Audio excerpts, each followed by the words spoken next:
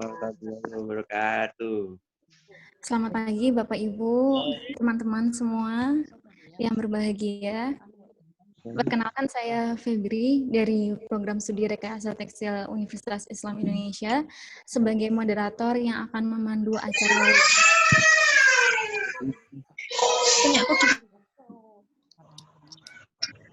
Mohon untuk dimatikan mic-nya terlebih.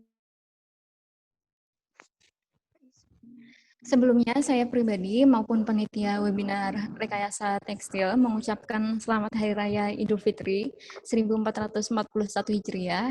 Hari ini 5 Syawal. Mohon maaf lahir dan batin.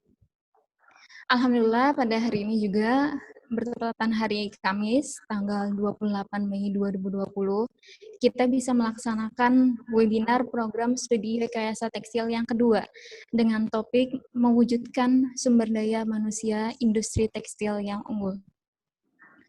Kami ucapkan juga selamat pagi untuk yang terhormat para narasumber kita pagi hari ini yang telah meluangkan waktunya. Yang pertama ada Ibu Dr. Anda Isti Triasi dari Jogja, Kepala Bidang Pendidikan Menengah Dikpora Daerah Istimewa Yogyakarta. Kemudian ada Bapak Suharno Rusdi PhD yang sekarang berada di Jakarta, Ketua Ikatan Ahli Tekstil Seluruh Indonesia atau IKATSI, sekaligus Ketua Jurusan Teknik Kimia Fakultas Teknologi Industri Universitas Islam Indonesia. Kemudian narasumber kita yang ketiga ada juga Bapak Farhad Brahma ST, profesional tekstil, sekarang juga staf ahli Wakil Presiden Republik Indonesia, sekaligus alumni tekstil FTI atau Fakultas Teknologi Industri Universitas Islam Indonesia.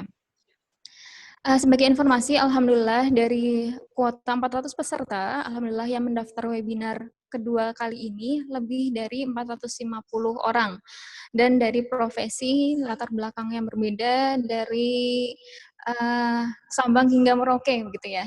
Di antaranya ada yang akademisi, baik dari perguruan tinggi, sekolah seperti guru dan kepala sekolah, kemudian ada juga yang dari industri, khususnya industri tekstil, dan juga ada juga yang kuliah atau mahasiswa, baik mahasiswa S1, S2, maupun S3, bahkan ada dari adik-adik SMA yang berencana untuk kuliah. Sebelum mulai webinar kali ini, saya akan memutarkan cuplikan video sedikit mengenai program studi rekayasa tekstil penyelenggara webinar hari ini, yang merupakan program studi pionir di Indonesia dan satu-satunya yang menyelenggarakan program sarjana atau S1. Sebentar saya putarkan dulu.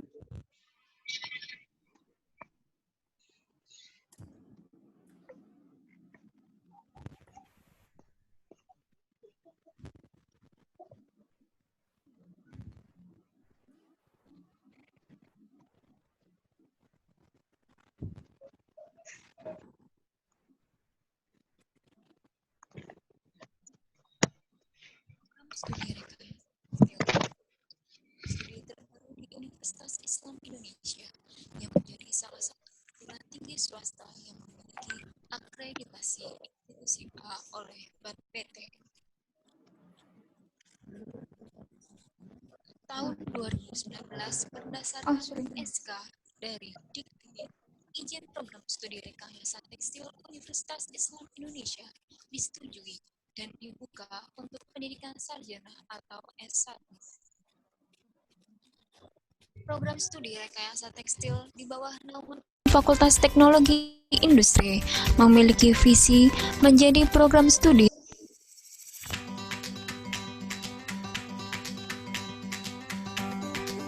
Program Studi Rekayasa Tekstil merupakan program studi terbaru di Universitas Islam Indonesia yang menjadi salah satu perguruan tinggi swasta yang memiliki akreditasi institusi A oleh BANPT. Tahun 2019 berdasarkan SK dari Dikti, izin program studi rekayasa tekstil Universitas Islam Indonesia disetujui dan dibuka untuk pendidikan sarjana atau S1.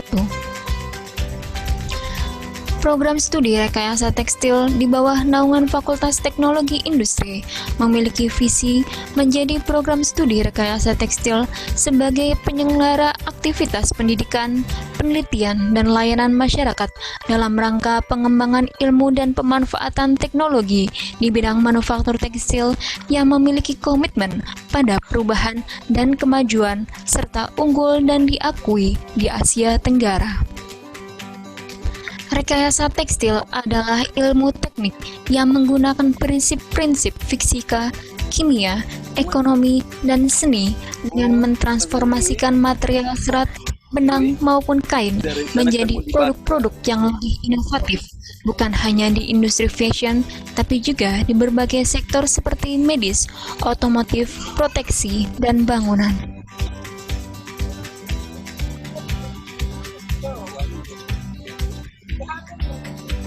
Peminatan program studi rekayasa tekstil yaitu manufaktur tekstil, perancangan mode dan garmen, tekstil fungsional, batik dan kerajinan tekstil, serta proses kimia tekstil.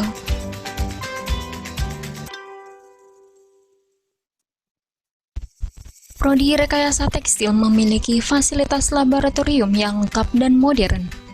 1. Laboratorium Proses Kimia dan Komposit Tekstil.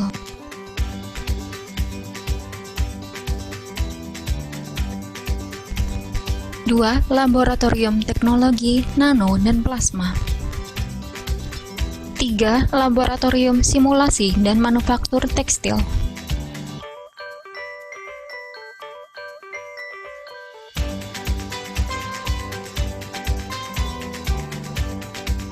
4. Laboratorium Perancangan Mode dan Garmen.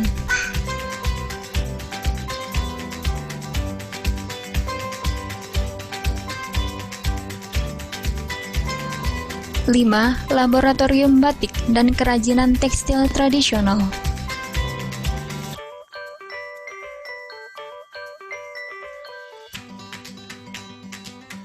6. Laboratorium Digital dan Sistem Informasi Bisnis dan Tekstil. 7. Laboratorium Evaluasi Tekstil. 8.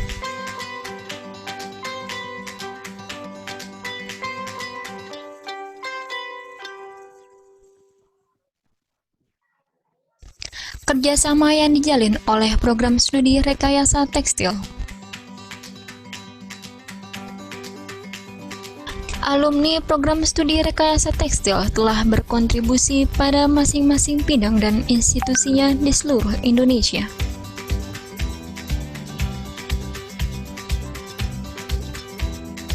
Kontribusi program studi rekayasa tekstil diantaranya: info lebih lanjut silahkan klik textiles.uii.ac.id.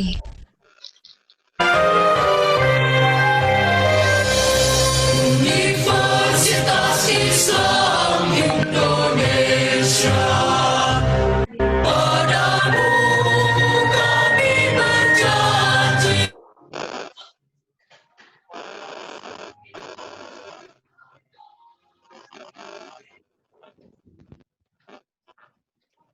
Oke, Bapak Ibu, itu sekedar informasi mengenai program studi rekayasa tekstil.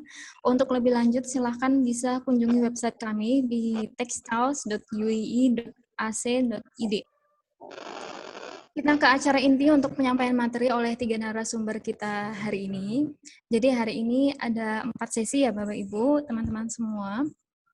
Yaitu sesi pertama, materi pertama, kemudian sesi 2, materi 2, sesi 3, materi 3, dan sesi terakhir barulah tanya jawab. Untuk daftar hadir, silahkan ketik hadir beserta nama Bapak Ibu, saudara-saudari, teman-teman semua, dan silahkan yang ingin bertanya bisa dikirimkan ke grup WhatsApp kita ya. Apabila sudah join di grup WhatsApp, silahkan ketikan pertanyaannya, atau bisa japri saya supaya lebih mempermudah saya input pertanyaannya, mengumpulkan pertanyaannya.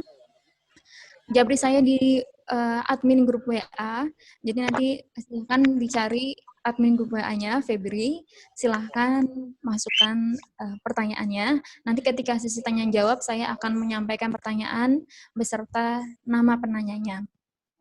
Mohon untuk mematikan mic sepanjang penyampaian materi untuk agar tidak mengganggu penyampaian materinya. Baik Bapak Ibu, teman-teman semua, materi yang pertama akan disampaikan oleh yang terhormat Ibu Dr. Randa Isti Triasi, Kepala Bidang Pendidikan Menengah Dikpora Daerah Istimewa Yogyakarta. Ibu Isti Triasi, monggo Ibu Dr. Randa Isti Triasi untuk menyampaikan materinya, kurang lebih 10 menit ya Ibu. Sudah siap Ibu? Apa tuh? Monggo bisa Oh, seperti tadi ditampilkan. Waalaikumsalam warahmatullahi wabarakatuh. Ya.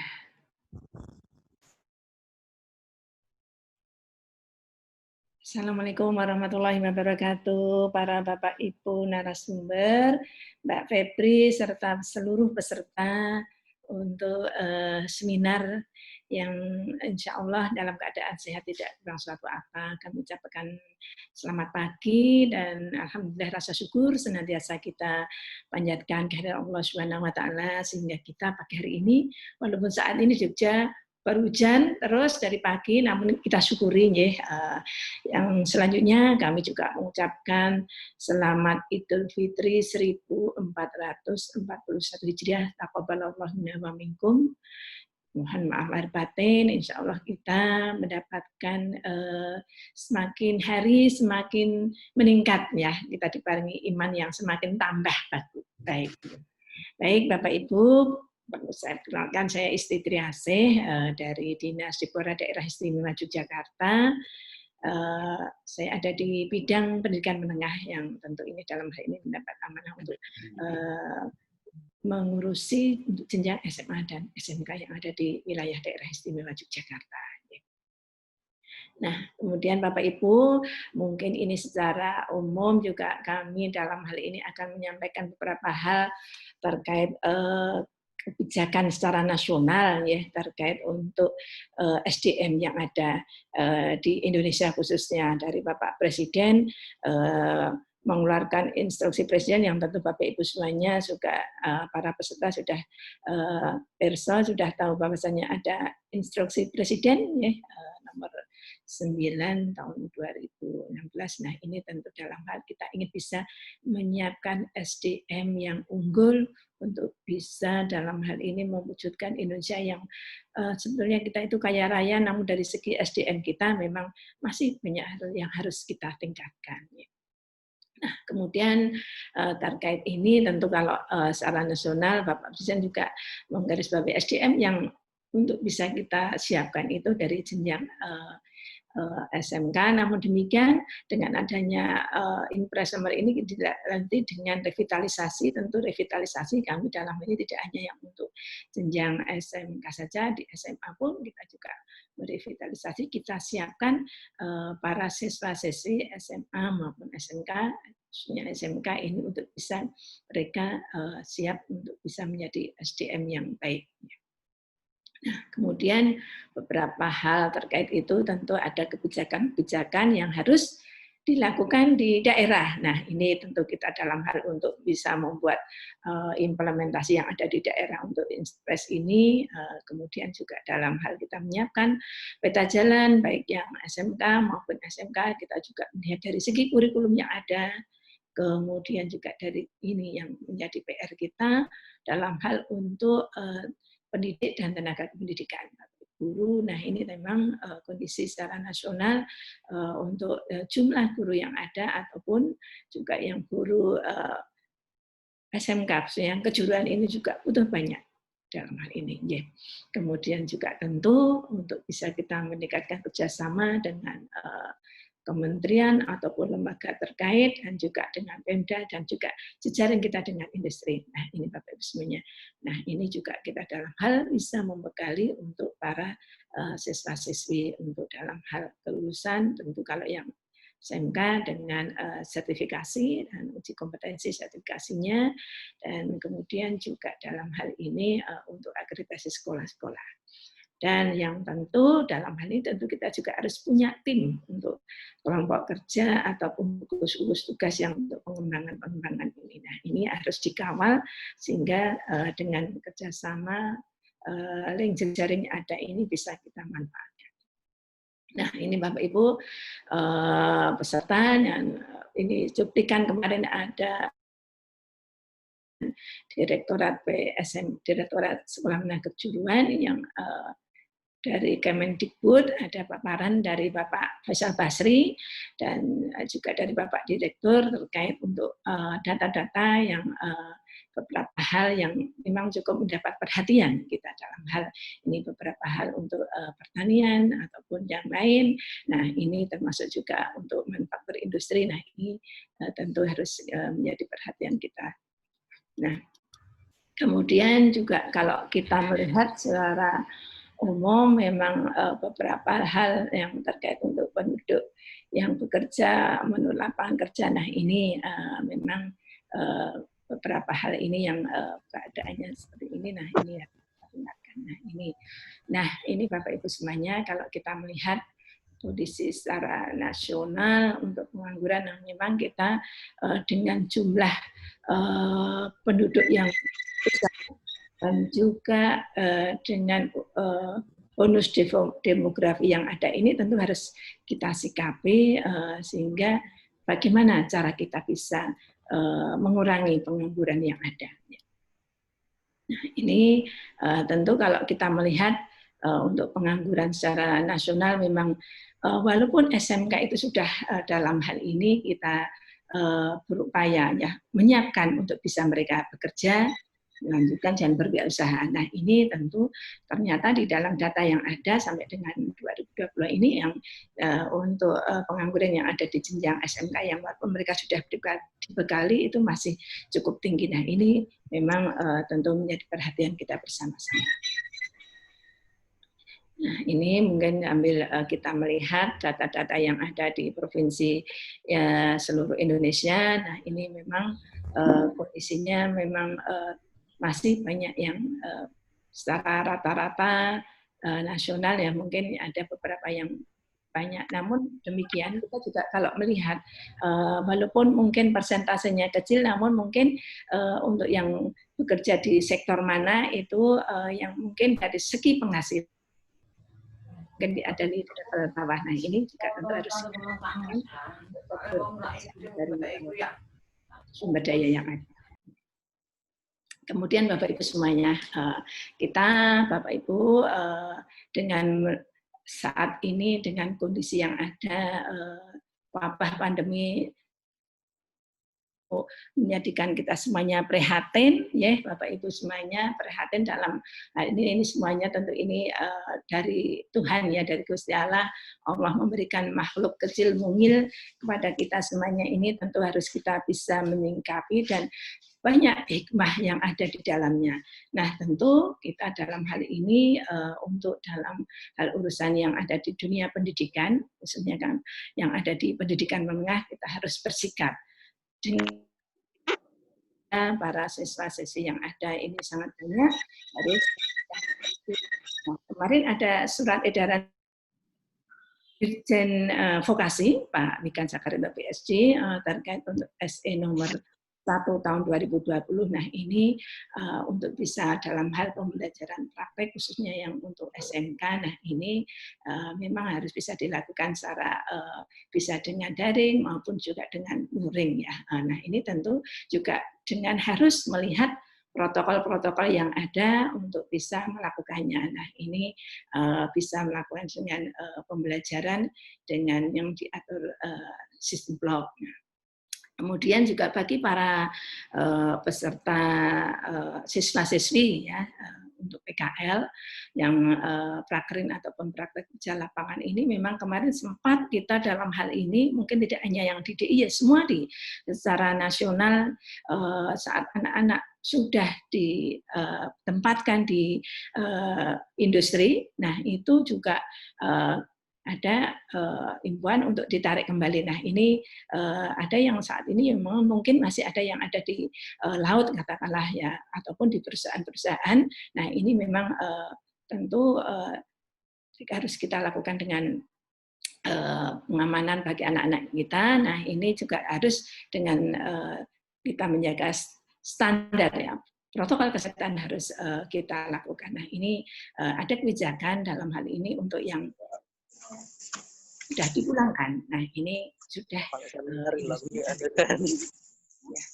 Kemudian ini juga yang belum melaksanakan akan diganti nanti untuk beberapa kegiatan dengan proyek dan lain-lain. Nah ini kemudian juga yang untuk uji kompetensi untuk lulusan SMK. Nah ini dengan LSPP 1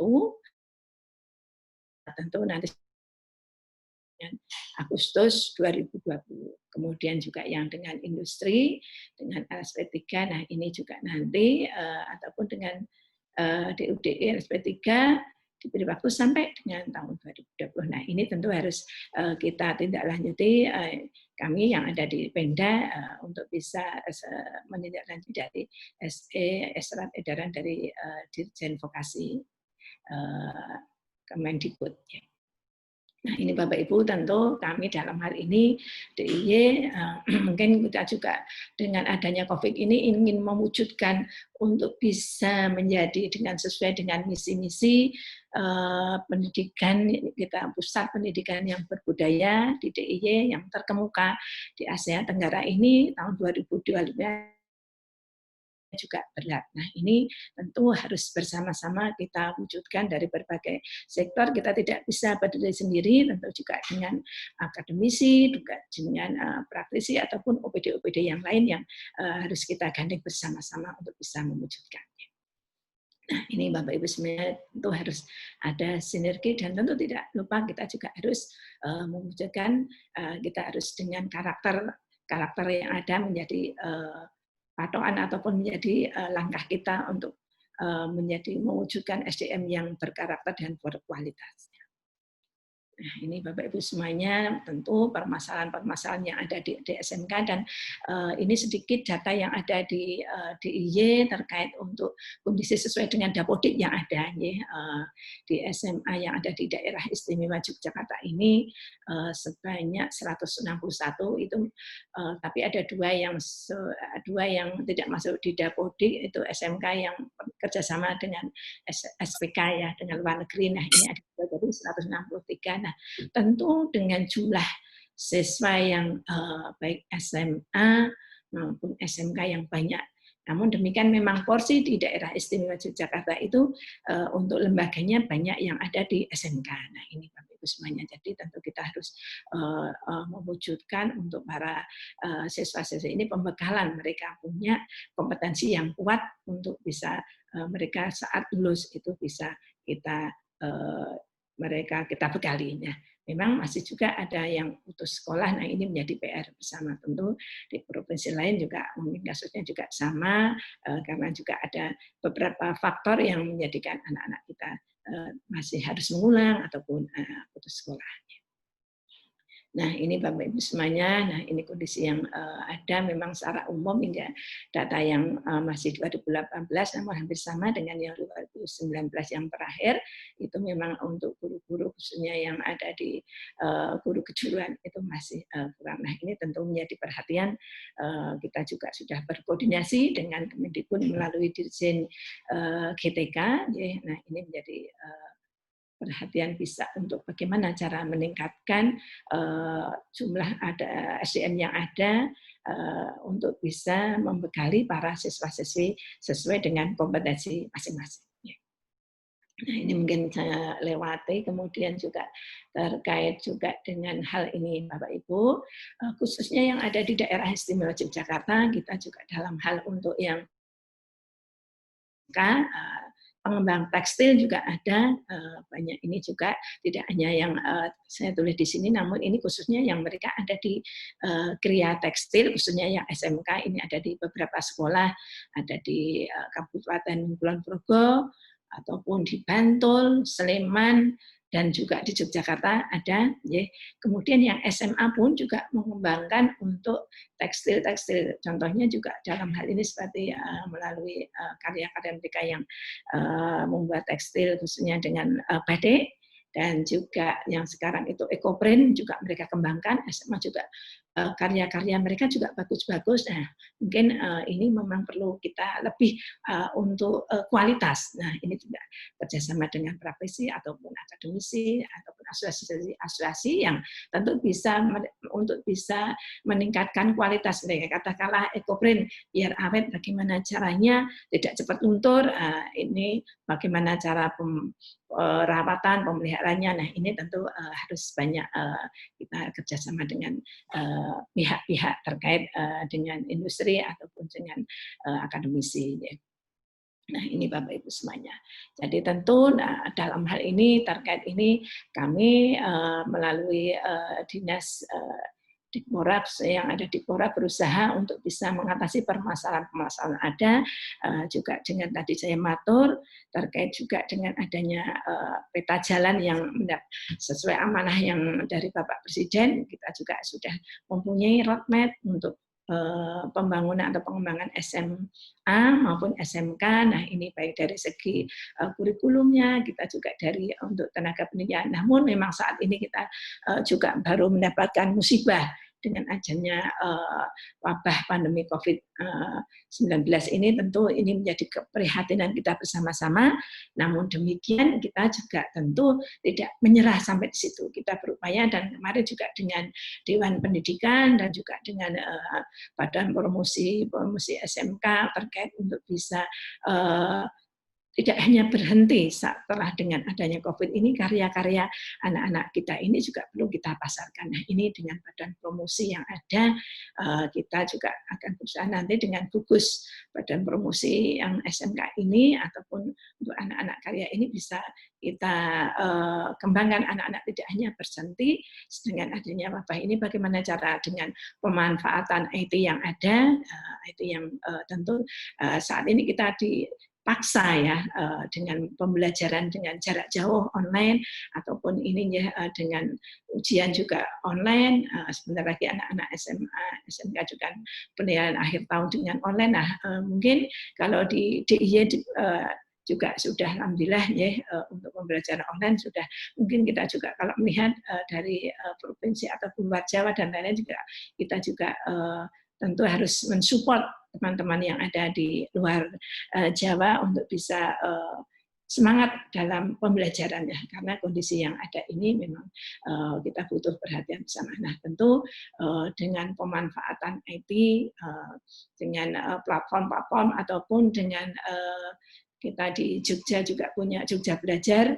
Nah, ini bisa dimanfaatkan untuk bisa kita dengan pembelajaran secara online, ataupun kita juga berkomunikasi dengan semua pihak untuk bisa mendorong para siswa-siswi untuk bisa belajar dan tidak jenuh. Nah, ini memang kita butuh untuk bisa pembelajaran yang menyenangkan, yang memang tidak bosan. Nah, ini menjadi suatu hal bagi Bapak Ibu guru bisa menyampaikan secara menarik dan berkomunikasi dengan para siswa-siswi ini dengan baik.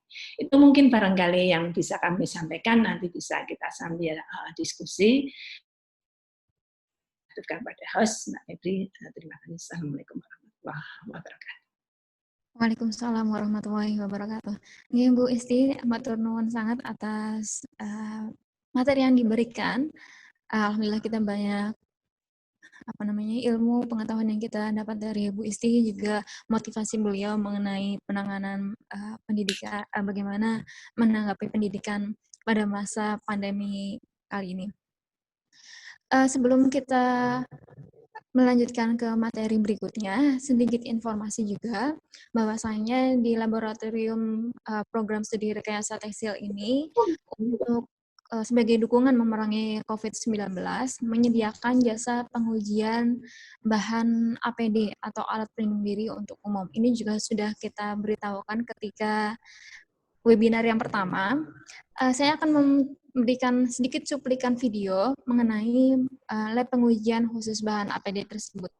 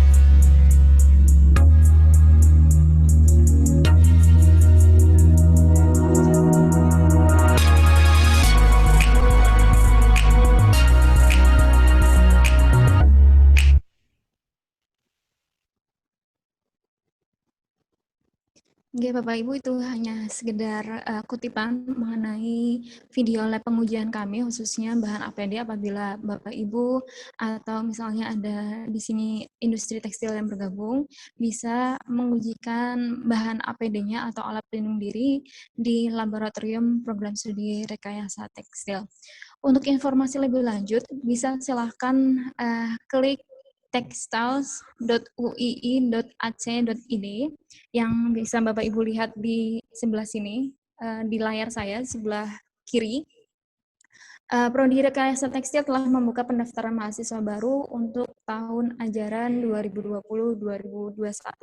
Bagi yang tertarik bergabung dan kami khususnya sebagai mahasiswa baru, atau jika ada saudara, kerabat, atau bahkan putra-putrinya, silakan buka website tersebut atau website penerimaan mahasiswa baru atau pmb.uii.ac.id. Saya ingatkan kembali, untuk pertanyaan silahkan tulis di kolom chat terlebih dahulu atau bisa di grup WhatsApp. Saat sesi tanya jawab, saya akan membacakan pertanyaannya. Baik, untuk materi yang kedua akan disampaikan narasumber kita yang kedua, yaitu Bapak Suharno Rusdi, PhD. Sebelumnya saya akan membacakan CV beliau.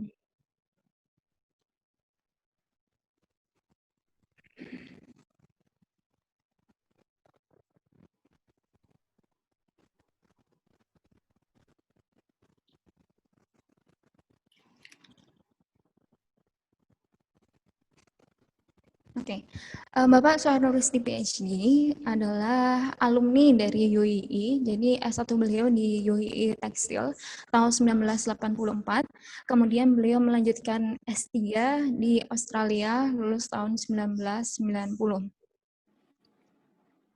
Beliau sudah 35 tahun ya mengabdi di Universitas Islam Indonesia.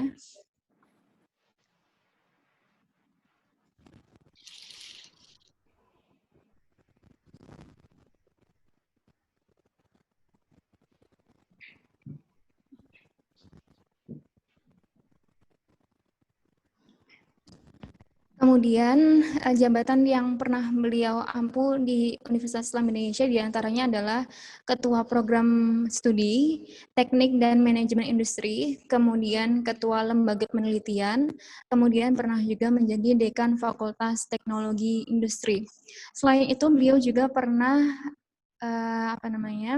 bekerja secara profesional di beberapa industri, diantaranya industri polyester selama 4 tahun, kemudian industri petrokimia selama 11 tahun, kemudian industri oleokimia selama 6 tahun, dan konsultan Bank Dunia selama 4 tahun.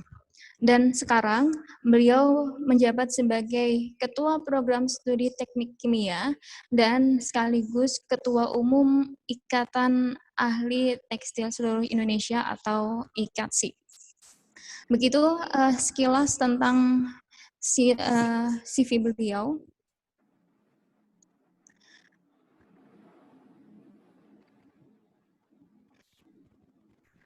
Untuk Bapak Suharno Rusdi, apakah sudah siap?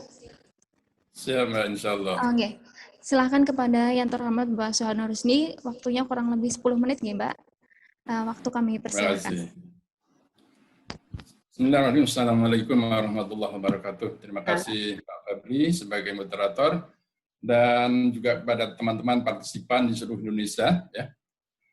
Selagi kita masih suasana Lebaran, saya ingin menyampaikan Pak izin, mohon maaf lahir batin, dan semoga ibadah puasa kita diterima oleh Allah Subhanahu Wa Taala. Amin.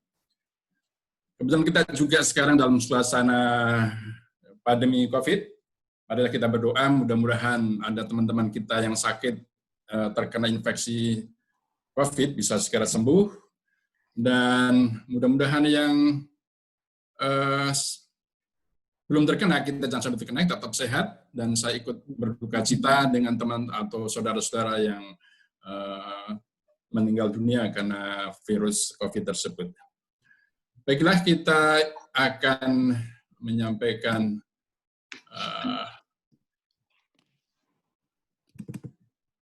materi saya. Ini hanya 10 menit, jadi saya kira satu slide ini cukup setengah menit saja nanti untuk melengkapi apa yang disampaikan oleh Bu Isti tadi. Materi saya adalah serapan tenaga kerja industri tekstil di era new normal, ya, karena COVID tidak pernah akan berakhir, kata ahli kesehatan, jadi nanti akan seperti flu, virus itu akan bersemayam di tubuh kita semua, dan bermutasi, menyesuaikan diri dengan tubuh kita, dan tubuh kita juga menyesuaikan dengan virus tersebut. Jadi virus yang sekarang mungkin akan berbeda dengan virus yang akan datang. Mudah-mudahan kita termasuk orang-orang yang diberi imunisasi kuat, dan kita bisa bertahan, dan kita bisa mengalahkan antibodi kita terhadap virus tersebut. Jadi ini adalah prediksi saya saja sebagai Ketua IKATSI, saya pekerjaannya adalah menghitung-hitung, memprediksi sesuai dengan data yang ada di lapangan. Bapak Ibu sekalian, peserta webinar, kita lihat sekarang ke slide pertama. Ini cerita sedih, ya. Kondisi global atau dunia, pasar fashion dan pakaian jadi kita, sekarang hampir seluruh dunia ini mengalami penurunan. Ya. Ini bulan Januari, Februari, Maret, April tahun 2020. Yang Mei belum masuk, ya. Ini kita lihat ada Jerman, ada Prancis, ada US, hampir semua Eropa yang masuk ini. Ini semua mengalami penurunan pasar pakaian jadi maupun fashionnya. Karena toko-toko pada ditutup, kena lockdown, sehingga penjualannya menurun. Dan masyarakat tidak memikirkan baju lagi pada saat sekarang, dia memikirkan kesehatan. Jadi paling tidak dia memikirkan masker lah sebagai pelindung utama untuk memprotek diri kita dari serangan COVID. Jadi ceritanya ini cerita sedih. Jadi industri tekstil kita terkena pandemi COVID ini, pasar sangat drop. Ya. Ini sampai April, ya. Ini kita lihat juga ini dunia, kita lihat, ya. Asia Timur, Southeast Asia, South Asia dan sebagainya ini mengalami penurunan permintaan. Jadi ordernya mengalami cancellation, jadi mengalami pembatalan. Jadi semua industri mengalami pengurangan order dari pasar tentunya, Eropa dan Amerika yang terkena pandemi sangat memilukan. Amerika itu sampai 1,7 juta dan meninggal sampai 100 juta, sampai 1.000, Eropa dan sebagainya. Ini mereka membatalkan beberapa order ke negara-negara industri atau produk tekstil. Jadi kita lihat ini Eropa dan Amerika sebagai pasar utama tekstil kita, Indonesia itu mengalami penurunan juga. Jadi di situ ada Eropa 45%, ya, US, ya. Jadi rata-rata 42,5 lah ini dunia mengalami penurunan permintaan, ya. Ini dari dibandingkan dengan 17, 18 menaik, tahun lalu menaik, tahun ini dia drop. Ini cerita sedih kita di sini, ya. Dengan pembatalan order, cancellation itu membawa impact, membawa akibat pada khususnya tenaga kerja, kemudian bahan baku, manajemen gudang, desain dan sebagainya, mulai terganggu ini. Jadi tenaga kerja terganggu 40%, ya. Bahan baku terganggu 35% dan sebagainya, ya. Oke. Ini cancellation-nya mencapai 86%, ya. Bagaimana di Indonesia? Indonesia tambah parah lagi dengan adanya PSBB atau lockdown nasional ketika Presiden menetapkan pada awal Maret, itu otomatis industri tekstil harus ditutup karena industri tekstil bukan termasuk 8 industri yang harus dipertahankan seperti industri makanan minuman, industri telekomunikasi atau industri energi dan sebagainya. Jadi industri tekstil manufaktur mengalami penutupan, hampir 94% pabrik-pabrik kita tutup, baik garment, spinning maupun weaving, ya, itu mengalami penutupan, ya. Tapi kita lihat bahwa akibat tersebut tenaga kerja kita mengalami perumahan dan sebagian PHK karena ada work from home. Sementara Pak, industri kita ada sebagian besar yang tidak bisa dengan cara work from home karena masih manual, belum otomatis maupun robotik ya. Jadi ini tenaga kerja kita mengalami perumahan dan beberapa PHK itu 88% dari jumlah tenaga kerja di Inter itu sekitar 2.833 sekian, ya 2.833 sekian ya. Yang kasihan industri tekstil kita pengusaha masih bebani beberapa tanggung jawab atau tanggungannya. Karena harus, walaupun karyawan di rumah, pabrik atau pengusaha harus membayar gaji pokok. Ya. Kemudian ada iuran BPJS juga tidak boleh di-stop menurut undang-undang. Kemudian PLN juga masih membebani karena ada tagihan minimum. Kemudian THR juga kemarin bulan Mei ya. Jadi pengusaha kita mengalami depresi karena tidak ada income, tidak ada penjualan, pabrik yang tutup tapi masih menanggung beban gaji dan sebagainya ya. Yang terus lagi, sales-nya adalah turun sampai 68%.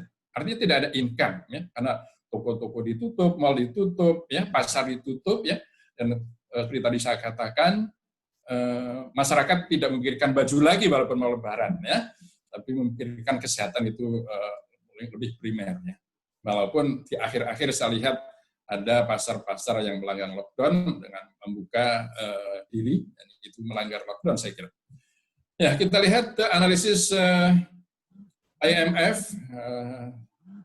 bahwa dunia secara global itu ekonominya akan mengalami penurunan di tahun 2020. Minus yang tadinya di 2019 mengalami peningkatan 2,9, di tahun ini akan minus. Jadi kita akan mengalami kesusahan secara ekonomi. Tapi insya Allah di tahun depan akan ada peningkatan, ya. Di negara maju lebih parah lagi karena lebih dahsyat pandeminya. Kemudian di negara yang berkembang ini Indonesia termasuk di developing country atau apa namanya negara yang kurang maju. Ini masih beruntung cuma tahun ini kira-kira akan tidak terlalu susah lah karena -1. Dan tahun depan insya Allah kita akan meningkat lagi ya.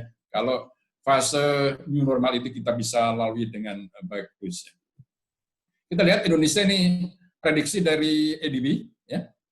Indonesia diramalkan pada tahun ini hanya bisa mencapai pertumbuhan ekonomi 2,5% dari 5,3 yang diramalkan oleh Bappenas, ya. Jadi kita akan monitor. Ya, ini jadi yang karyawan-karyawan jangan berharap ini ada bonus tahun ini, apalagi kenaikan gaji, ya. Tidak dipotong saja sudah bersyukur. Ini memang tahun-tahun susah buat kita, ya.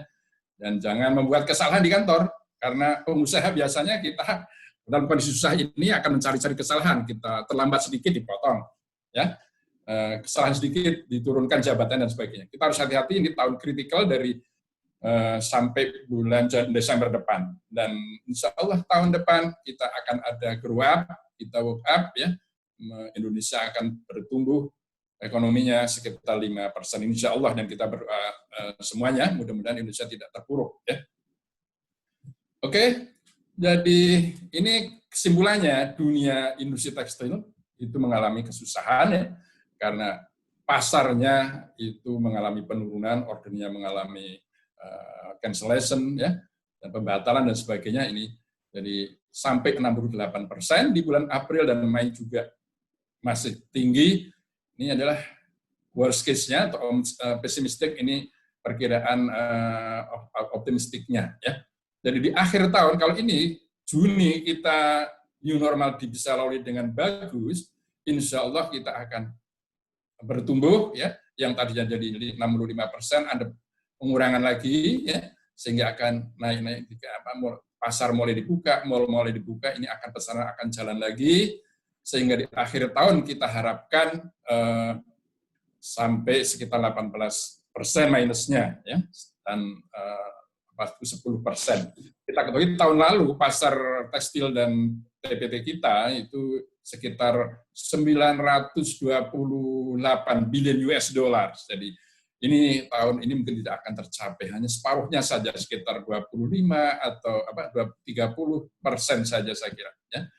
Jadi ini adalah ramalan dari BCG Analysis, jadi Boston Consulting Group. Ini jadi bukan ramalan saya, ini saya template saja karena ini data penting, saya tidak berani main-main dengan dunia, ya. Oke, yang saya bermain di sini, Ini adalah karya IKATSI ini. Dengan asumsi tadi ini parameter-parameter ekonometrik, saya simulasikan bahwa industri tekstil kita, ini fakta di sebelah kiri garis merah ini, di Maret kita lockdown atau PSBB, tutup semua industrinya ya. Ini operating rate kita memang sekarang ini cuma 49 ini Mas. Ya, jadi industri kita memang kurang bagus, tidak pernah 100% ya. Cuma 49%, baik itu pertenunan maupun spinning maupun dyeing maupun garment ya. Paling bagus garment mungkin di atas 50%. Ya. Ini begitu lockdown di bulan Maret itu otomatis tutup ya. Ini tutup terus lebih parah lagi adalah di bulan Mei kemarin ya. Seluruh industri tekstil kita mengalami penutupan. Ini hanya 10% yang jalan, itu mungkin hanya pengusaha minyak garment yang mengerjakan APD saja ya, dan sekitar 9 atau 8% saja ini industri tekstil kita. Itu pun APD kita yang dibuat banyak tidak diambil pemerintah, itu kasihan juga ya. Mudah-mudahan mereka mendapat order lah segera sehingga gudang-gudang mereka segera kosong ya. Dan ini kita akan melalui new normal. Ya, mudah-mudahan 1 Juni itu kita bisa mulai. Ada beberapa daerah yang mungkin agak terlambat ya. Industri kita mulai bergerak, ya, mulai jalan operasi ya. Ini akan bertumbuh dan pada akhirnya mungkin akan mencapai sekitar 45% optimistiknya ya. Gitu. Ini berarti tenaga kerja akan kita panggilin lagi yang dirumahkan ya. Nah, dari data itu kita lihat ini simulasi IKATSI tentang kondisi ketenagakerjaan industri kita pada tahun ini ya. Nah, tadi ini ada grafik lockdown, pabrik tutup, ya kan? Nah, kita tahu bahwa jumlah tenaga kerja kita sekarang sekitar 2.833.000 orang, ya, sekitar itu. Ya. Begitu lockdown di bulan Maret, itu ini ada karyawan dirumahkan atau work from home. Tapi kan pabrik nggak bisa work from home ya, kecuali yang kantor ya. Jadi ada 1,5 juta work from dirumahkan, itu termasuk yang PHK ya. Ini terus sampai puncaknya di bulan akhir Mei kemarin itu ada 2.500.000 sekian teman kita yang dirumahkan, ya, tidak bekerja ya. Nah, kalau nanti Juni kita mulai new normal, maka kita akan mulai lagi kerja dari pabrik ini sehingga yang di rumah akan dipanggil lagi, ini masuk pabrik, jadi ini meningkat jumlah tenaga kerjanya, ya. Yang di rumah semakin mengecil, akan dipanggilin lagi semua ya. Akan bekerja lagi di Desember, tapi kita lihat angka di Desember tidak sebesar 2.833.000, itu hanya berkurang sekitar 10-20%. Kenapa? Karena ada yang di PHK ini. Ada teman-teman kita, saudara-saudara kita di kerja di industri tekstil, khususnya yang bekerja harian, bekerja tadi saya katakan, pengusaha sering mencari kesalahan dalam kondisi susah ini. Karyawan-karyawan yang tidak perform, yang tidak bagus, dia akan di PHK langsung. Ya, sekitar 500 sampai 600. Saya dengar di bulan Mei sampai 700.000 orang tenaga atau buruh tekstil yang di PHK. Ya. Jadi sehingga di total akhir itu tidak seperti semula. Kan ada yang tidak dipanggil mereka, tidak bekerja di pabrik lagi, dia tetap di rumah. Ya. Ini artinya di PHK. Ya.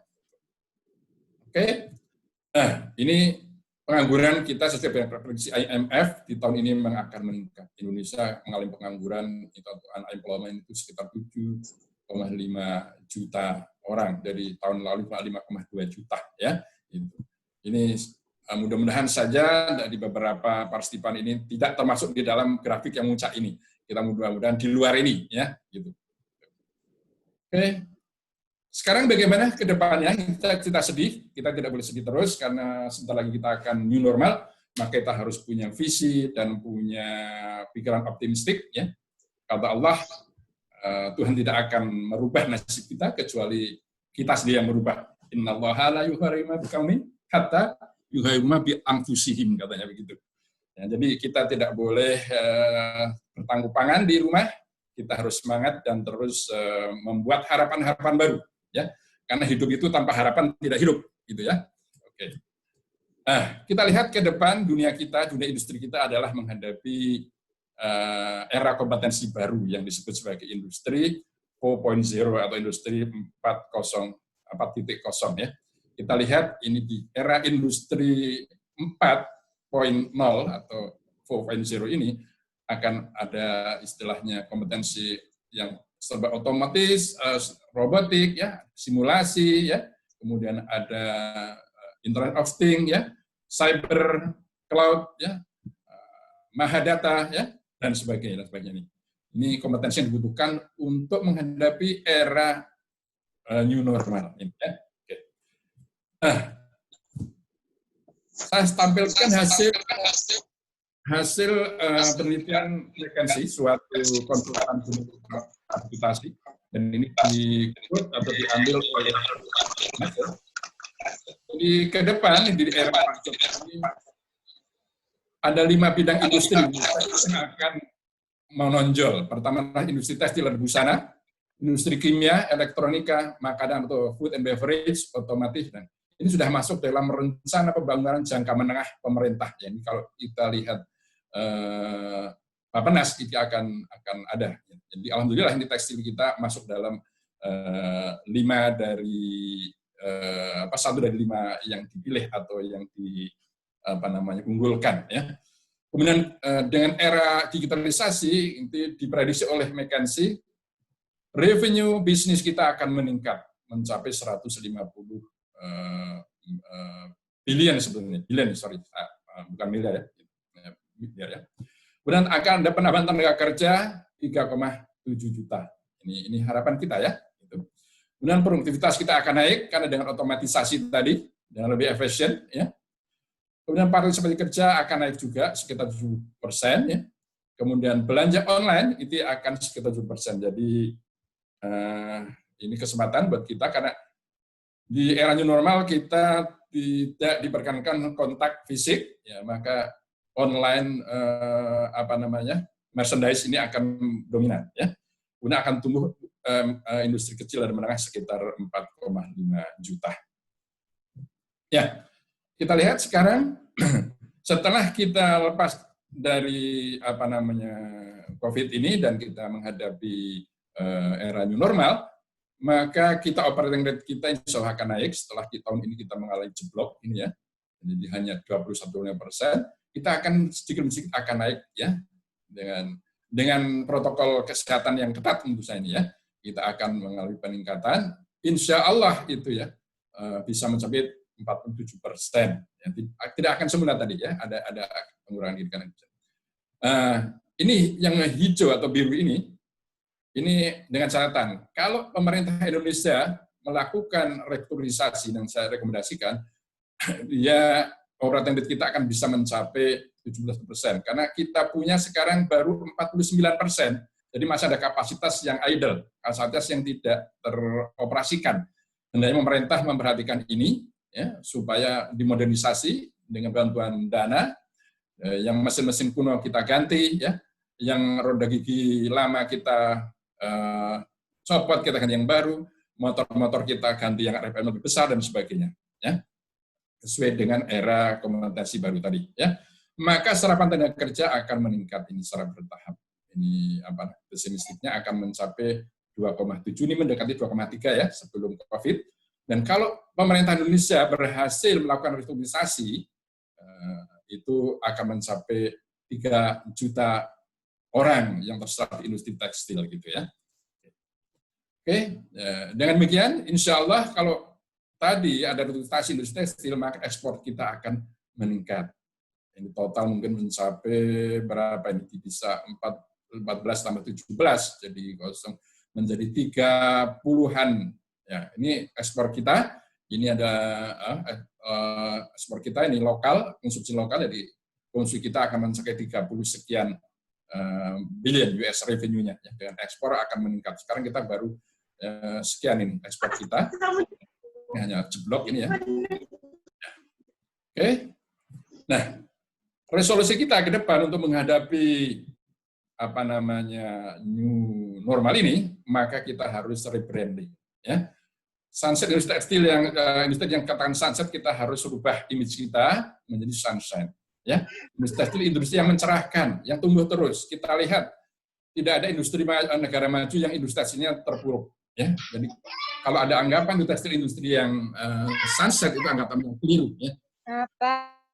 Kita rubah ya industri kita menjadi seksi industri, dan kita rubah industri kita menjadi industri yang strategik. Ya, dulu ada ahli-ahli yang mengatakan industri bukan non strategik, itu saya kira keliru. Kita harus koreksi. Industri sangat strategis karena penyerapan kerjanya tinggi, devisanya itu nomor 3 setelah sawit dan mineral. Ya, jadi ini lebih tinggi daripada industri kimia maupun industri elektronika. Dan yang kedua ini, rekomendasi dari saya adalah perbaikan daya saing SDM dengan membangun kembali pendidikan tinggi tekstil. Ya, ini yang tidak terabaikan. Pemerintah lupa menuntut industri tekstil bisa menyerap tenaga banyak, bisa ekspor, tapi pendidikan tingginya tidak garap. Ya, gitu. Kita lihat hampir seluruh PTN itu dia ada membuka prodi rekayasa tekstil. Makanya kita bersyukur UII masih concern dengan pengembangan industri tekstil karena ini tidak bisa kita lupakan. Ya. Kita ingat sandang adalah kebutuhan nomor 2, maka pendidikannya harus kita tangani. Dan kita ingat Nabi Adam ketika turun ke bumi dan Hawa itu yang ditarik adalah sandang, bukan mencari internet waktu itu ya. Jadi sandang tidak bisa diabaikan. Ya. Yang kedua adalah tadi revitalisasi modernisasi teknologi industri. Yang kedua adalah mengedepankan bahan baku lokal. Jadi Indonesia sekarang impor bahan baku, khususnya cotton itu sampai 6 miliar US. Jadi 63 bahan baku kita itu masih diimpor dari luar. Ini artinya menyedot devisa kita. Itu sangat sayang. Kita harus kembangkan industri bahan baku dalam negeri, khususnya adalah yang berbasis selulosik. Hutan kita besar, kita bisa memproduksi rayon, mau premium maupun viskos, itu sangat besar peluangnya. Kemudian pemberian insentif finansial yang kreatif dan atraktif. Di luar negeri itu lucu. Ada semakin banyak industri tekstil mempekerjakan orang atau banyak tenaga kerjanya, dia dapat insentif pajak yang lebih besar. Sehingga tidak seperti Indonesia, pengusaha kita itu sedang mem-PHK. Ya. Di luar negeri akan mempertahankan tenaga kerja karena akan membawa insentif atau potongan pajak. Ini Indonesia harus ditetapkan seperti itu saya kira. Kemudian industri tekstil kita juga harus diarahkan terpadu, integrasi sehingga pengelolaan limbahnya lebih terkendali dan biaya logistiknya akan lebih kompetitif. Ya. Yang terakhir adalah perlu disusunnya ketahanan sandang, undang-undang tahanan sandang nasional. Jadi supaya desain-desain kita tidak jiplak oleh orang luar, ya kita harus punya undang-undang ketahanan sandang. Jadi batik, palekat, dan sebagainya, desain-desain anak bangsa kita harus kita wadahi dalam undang-undang ketahanan sandang, tidak bisa dijiplak atau dicontek oleh pihak lain dengan begitu mudahnya. Ya. Oke, kita sebagai gambaran, tadi saya katakan kenapa Indonesia tidak maju industri tekstilnya karena pendidikan kita terabaikan. Kita lihat Cina maju karena punya universitas sebanyak 61 universitas di sana. Hampir udah negeri punya prodi tekstil. Amerika, negara maju, ada 111 universitas yang buka prodi tekstil, mau college, mau akademi, maupun universitasnya. Eropa 48, Pakistan 60, India ini lebih besar lagi. Bangladesh yang penduduknya cuma 63 juta, per berapa yang kita, karena kita 260, ada 37 perguruan tinggi prodi tekstil. Indonesia ini, saya kasih kuning untuk atensi para pengambil kebiasaan dan para politisi, ini Pak Farhad ya, yang bekerja di Wapres, bekerja di strategik. Ini jujur saja Indonesia pendidikan tekstilnya sangat ketinggalan sehingga industrinya tidak tersupport. Sekarang banyak tenaga ahli kita didatangkan dari luar. Begitu Asmen, kepala departemen itu sudah orang tenaga asing. Ini sangat menyedihkan.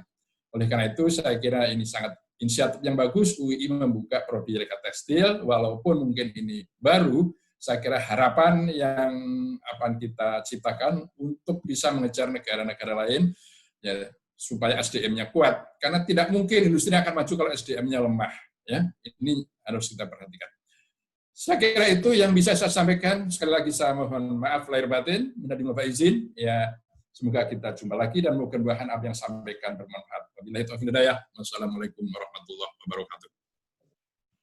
Waalaikumsalam warahmatullahi wabarakatuh. Terima kasih kepada Bapak Suharno Rusdi PhD yang telah menyampaikan materi yang sangat menarik dan bermanfaat untuk kita semua.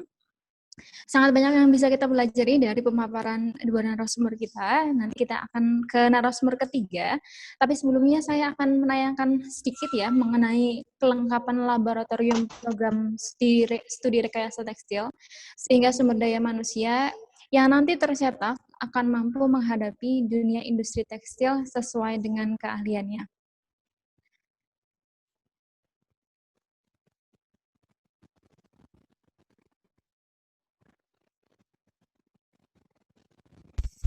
Prodi Rekayasa Tekstil memiliki fasilitas laboratorium yang lengkap dan modern. 1. Laboratorium Proses Kimia dan Komposit Tekstil.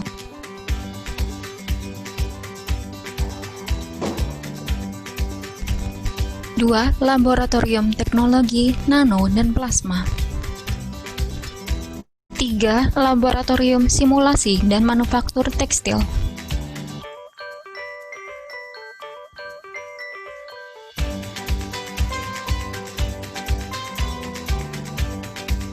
4. Laboratorium Perancangan Mode dan Garmen.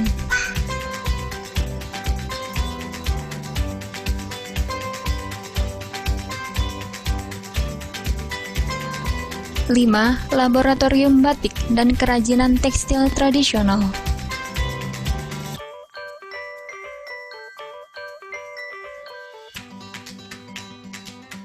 6. Laboratorium Digital dan Sistem Informasi Bisnis dan Tekstil. 7. Laboratorium Evaluasi Tekstil.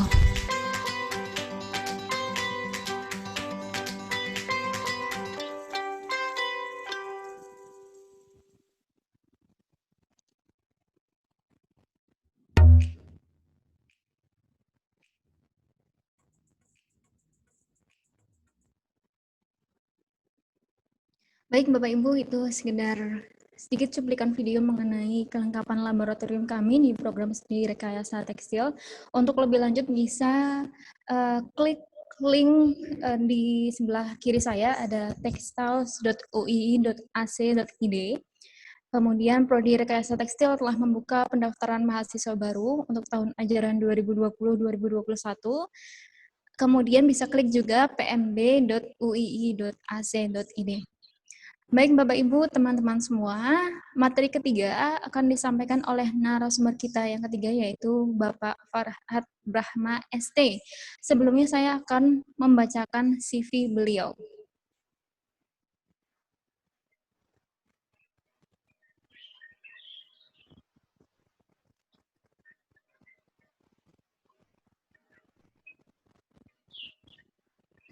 Oke, Bapak Farhad Brahma ST merupakan staf ahli Wakil Presiden Republik Indonesia.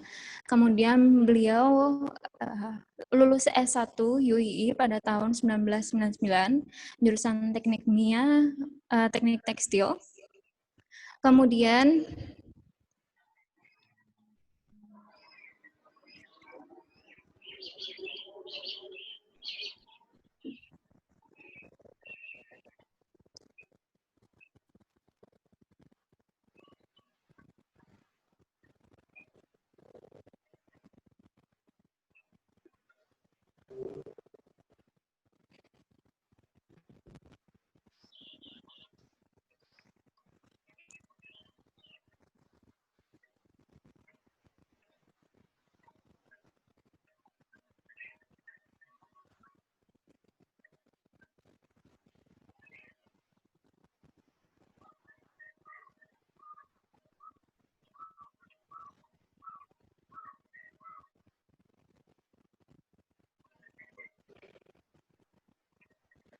kemudian beliau menjadi Dewan Direksi di beberapa perusahaan, yaitu PT Sasana Yuda Bakti, kemudian PT Cipta Davia Mandiri, kemudian PT Diraftama Indo Trimitra, kemudian PT Infinite Smart Solution.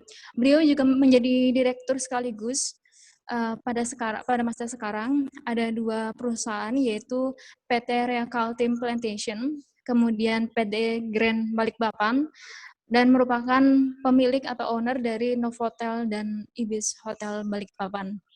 Beliau juga sebagai senior advisor di 2 perusahaan, PT Barat Selatan Makmur Investindo dan PT Lampung Interpertiwi. Nah, begitu sedikit kutipan mengenai CV beliau yang terhormat Bapak Farhad Brahma ST. Untuk selanjutnya, kita sapa dulu Bapak Farhad Brahma ST, apakah sudah siap? Ya, Mbak. Oke, silakan kepada Bapak Farhad Brahma ST, waktunya kurang lebih 10 menit, nggih, Pak. Waktu kami persilahkan. Silakan, Bapak. Terima kasih. Assalamualaikum warahmatullahi wabarakatuh.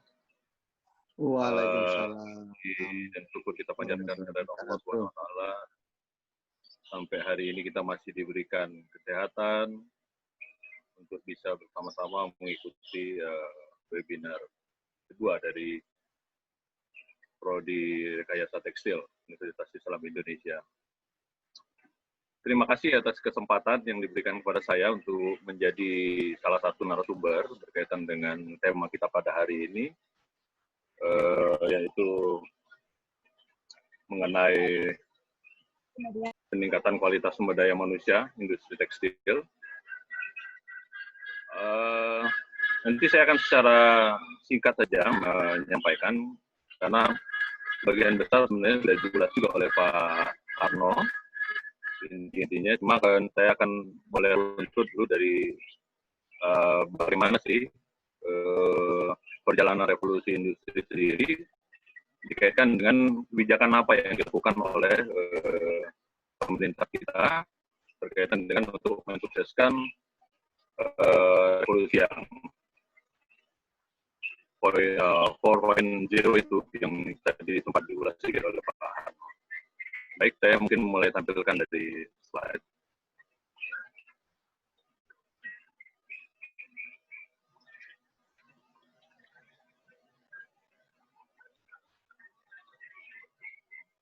Next.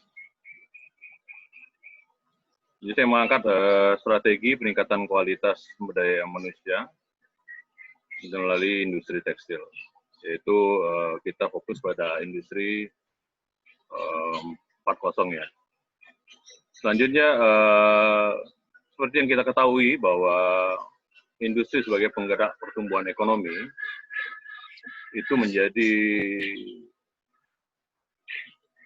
acuan atau menjadi target dari pemerintahan baik di dunia maupun di Indonesia khususnya, untuk bagaimana target pencapaian pertumbuhan ekonomi itu bisa tercapai. Di sini saya akan secara singkat menyampaikan bahwa fokus modernisasi industri itu sendiri melalui industri pengelolaan sumber daya yang berbasis kawasan dan sentra industri, di mana dengan integrasi rantai pasok dan rantai nilai dari hulu sampai ke hilir. Selanjutnya adalah industri didorong menjadi bagian rantai nilai global atau lebih dikenal dengan GVC. Nah, prioritas-prioritas yang akan menjadi fokus kita adalah industri makanan dan minuman ya, tekstil dan pakaian jadi, seperti yang disampaikan juga ada otomotif, elektronik, dan kimia farmasi. Nah, untuk efisiensi industri nasional ditingkatkan bertahap, kemudian penerapannya tentu melalui smart dan sustainable manufacturing. Memanfaatkan revolusi industri, ini ada pesawat lewat jadi agak gangguan sedikit. Sesuai dengan karakteristik masing-masing industri untuk peningkatan efisiensinya. Nah, di sini saya coba gambarkan sedikit peranan industri terhadap PDB, di mana penguatan pilar pertumbuhan industri dari tahun 2020 sampai keberlanjutan industri pada tahun 2045. Sesuai dengan apa yang disampaikan oleh Bappenas tentunya, yang mereka rilis pada tahun 2018. Selanjutnya, next. Selanjutnya, perubahan struktur ekonomi dan kemajuan teknologi berpengaruh pada struktur tenaga kerja. Di mana yang seperti kita ketahui, ini belum saya kaitkan dengan kondisi new normal seperti gambaran dari Pak Harno tadi. Saya secara global saja bahwa saya tidak mengabaikan kondisi COVID, tapi pijakan untuk bangsa dan negara kita dalam melakukan reformasi ketenaga kerjaan ini kan sudah disusun secara jangka pendek, jangka menengah, dan jangka panjang. Nah, pasar tenaga kerja perlu bersifat fleksibel dan adaptif. Tentunya juga nanti akan kita ulas pada kaitannya perguruan tinggi yang menciptakan tenaga-tenaga ahli, khususnya yang kita sampaikan adalah rekayasa tekstil yang dibangun dan dilaksanakan oleh Universitas Islam Indonesia. Selanjutnya, produktivitas tenaga kerja ditingkatkan dan kemajuan teknologi dimanfaatkan untuk mempercepat pembangunan ekonomi. Karena ujungnya pasti kita berharap ekonomi meningkat, lalu kesejahteraan daripada masyarakat juga meningkat. Selanjutnya, pengangguran terjaga tingkat natural, sehingga range yang sudah kita sempat sepakati bahwa 3-4% itu bisa stabil, cenderung menurun gitu. Jadi ada peningkatan lah dari sisi itu. Nah, di sini juga saya coba gambarkan tingkat partisipasi angkatan kerja pada 2015 itu 65,8%. Targetnya adalah pada tahun 2045 itu menjadi 78%. Tentu komposisi laki-laki dan perempuan di sini juga jelas saya lampirkan. Nah, untuk angkatan kerja ini kan tahun 2015 itu sekitar 122,4. Hingga pada tahun 2045 itu diharapkan jadi 197,2. Tingkat pengangguran terbuka dari 6% diharapkan pada tahun 2045 turun hingga kisaran 3 dan 4%. Porsi tenaga kerja sektor pertanian ya ini seperti ini. Lalu untuk angkatan kerja dengan pendidikan SMA ke atas 39 dan kemudian 2045 menjadi 90%. Nah, tahapan reformasi tenaga kerjaan ini menuju pasar tenaga kerja yang fleksibel dan adaptif, maksudnya itu adalah bisa diterima dalam segala kondisi dan ikut dalam perkembangan teknologi yang terjadi pada saat ini, seperti yang digambarkan oleh Pak Harno tadi, 4.0 itu. Jadi, di mana semua sudah fokus pada computerized, big data, dan lain-lain. Nah, untuk tahun 2016 sampai 2025, itu jelas peningkatan kualitas pendidikan, pelatihan tenaga kerja melalui penguatan relevansi dengan kebutuhan industri. Sementara next step-nya adalah 2026 sampai 2035, penguatan transisi lapangan kerja dan pelatihan berbasis kompetensi. Ini juga tentunya nanti akan berkaitan juga dengan masukan dari Pak Harno tadi, di mana jumlah universitas yang fokus pada industri tekstil itu sangat sedikit sekali untuk di Indonesia. Padahal dari gambaran yang disampaikan harusnya itu bisa lebih banyak lagi universitas yang fokus pada industri tekstil. Karena memang industri tekstil ini dari masa ke masa ini akan tetap dibutuhkan dan cenderung meningkat kebutuhannya. Dan teknologinya sendiri juga bisa diterjemahkan kepada industri-industri yang lain. Jadi tidak berarti bahwa ketika kita mempelajari rekayasa tekstil, bahwa fokusnya kita di tekstil, tidak juga. Bahwa ilmu ini bisa diterapkan di tempat lain juga. Nah, untuk 2036 sampai 2045, pemantapan sistem pelatihan dari sertifikasi seluruh sektor, serta transisi lapangan kerja. Nah, untuk peningkatan sumber iptek dalam pembangunan, tentunya Indonesia menjadikan salah satu pusat pengembangan iptek di kawasan Asia dan dunia. Terutama dalam ilmu pengetahuan kemaritiman, studi biodiversitas, teknologi material, kaitannya diganti nanti dengan tekstil di situ, serta studi kebencanaan mitigasi bencana. Ini mungkin saya tidak perlu jelaskan secara detail. Next. Nah, lini masa tahapan revolusi industri ini, seperti yang saya gambarkan secara umum ini, inilah yang pada saat sekarang ini kita masuk ke revolusi industri keempat. Kegiatan manufaktur terintegrasi melalui penggunaan teknologi wireless dan big data seperti yang disampaikan oleh Pak Harno tadi. Karena kuncinya nanti akan bermain di big data secara masif. Karena negara-negara di negara-negara maju itu sudah masuk penerapan pada revolusi industri keempat ini. Gitu. Nah, kalau dikaitkan dengan visi misi pembangunan, revolusi industri keempat ini, di sini digambarkan bahwa SDM yang smart dan berkualitas berperan penting dalam meningkatkan kualitas sinergi pembangunan pusat dan daerah. Seperti didetailkan lagi tadi oleh Ibu Isi, kaitannya dengan kesiapan mulai dari lulusan SMA sampai ke perguruan tinggi. Nah, impian Indonesia pada tahun 2085, SDM Indonesia mengungguli bangsa-bangsa lain di dunia. Tentunya Indonesia menjadi barometer perekonomian dunia.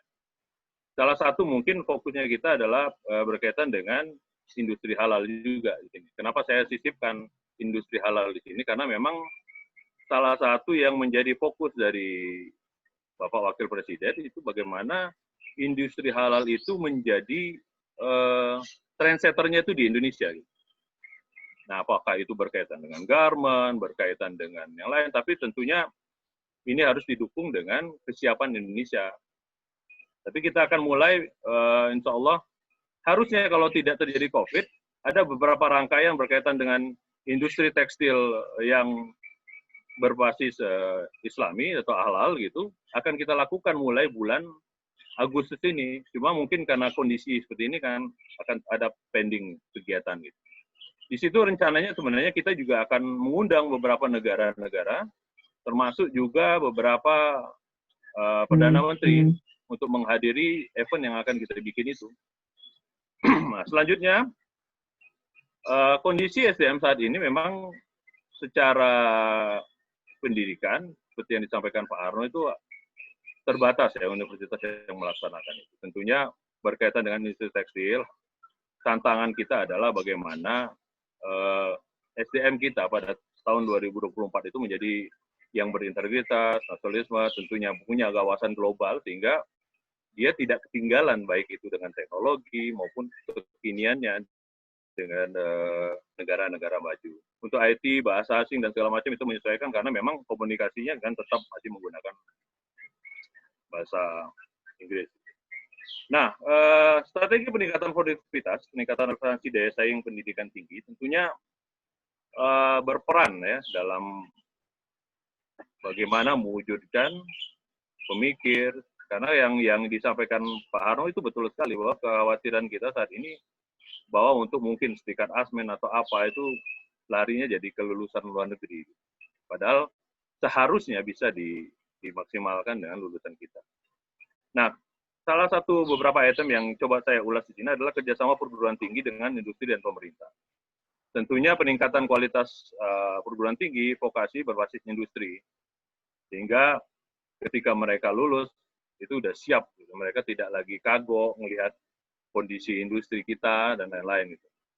Nah, yang tidak kalah pentingnya adalah bagaimana perguruan tinggi dan industri untuk melakukan riset-riset inovatif. Sesuai ini tentunya dengan program studi rekayasa tekstil yang saat ini dilaksanakan oleh Universitas Islam Indonesia. Karena riset itu penting, kenapa? Karena kalau kita mau menjadi trendsetter gitu, untuk menjadi orang yang nomor satu, tentunya kita harus menguasai bagaimana inovasi-inovasi yang bisa kita lakukan. Selanjutnya adalah pemanfaatan teknologi untuk inovasi pembelajaran. Nah, tentu tadi sudah digambarkan secara umum ya oleh Mbak Febrianti tadi, ada beberapa keunggulan dari yang dilakukan oleh Universitas Islam Indonesia. Nah, selanjutnya adalah program studi yang adaptif terhadap kebutuhan industri. Ini yang tadi saya sampaikan bahwa ada beberapa yang harus disesuaikan berkaitan dengan bidang ilmu unggulan, lalu program studi selaras revolusi industri keempat ini. Selanjutnya perguruan tinggi sebagai pengembangan IMTEK dan pusat unggulan, tentunya perguruan tinggi sebagai produsen IMTEK dan inovasi terus melakukan inovasi terhadap materi-materi apa yang akan disampaikan kepada mahasiswa dan penyesuaian-penyesuaian terhadap kebutuhan yang dibutuhkan pada saat ini. Untuk peningkatan riset, publikasi instansi, peningkatan produktivitas penelitian dan publikasi ini diperlukan karena ini berkaitan sekali dengan itu tadi hasil-hasil riset yang inovatif. Nah, untuk lulusannya sendiri bahwa ketika apa-apa yang tadi sudah disampaikan itu sudah dilakukan, insya Allah keinginan untuk menciptakan lulusan yang berkualitas itu akan bisa tercapai. Nah, kedua adalah strategi peningkatan produktivitas. Di sini saya coba kupas ada 4 hal: penguasaan teknologi, penciptaan ekosistem inovasi, peningkatan produktivitas SDM, iptek, dan peningkatan belanja R&D, iptek, inovasi. Itu mungkin secara umum yang saya mau sampaikan. Nanti kita akan coba gali melalui tanya jawab. Mungkin itu, Mbak Fedri. Iya Pak Farhad, terima kasih atas materi yang disampaikan. Jadi Bapak Ibu sekalian, untuk narasumber terima kasih banyak untuk sharing materinya pada hari ini, sangat bermanfaat bagi kami tentunya, bagi dari sisi Dinas Pendidikan, kemudian dari industrinya, maupun dari sisi pemerintah. Oke, selanjutnya adalah sesi tanya-jawab, sudah banyak sekali pertanyaan yang masuk. Termin pertama saya akan pilih 2 pertanyaan dahulu ya Bapak Ibu. Jadi pertanyaan yang pertama ini ada dari Bapak Asmanto yang ditujukan kepada Ibu Isti.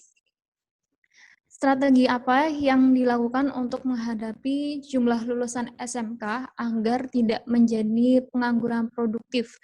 Dan bagaimana orientasi sistem kurikulum SMK menghadapi COVID-19 agar tidak mengurangi keunggulan lulusan?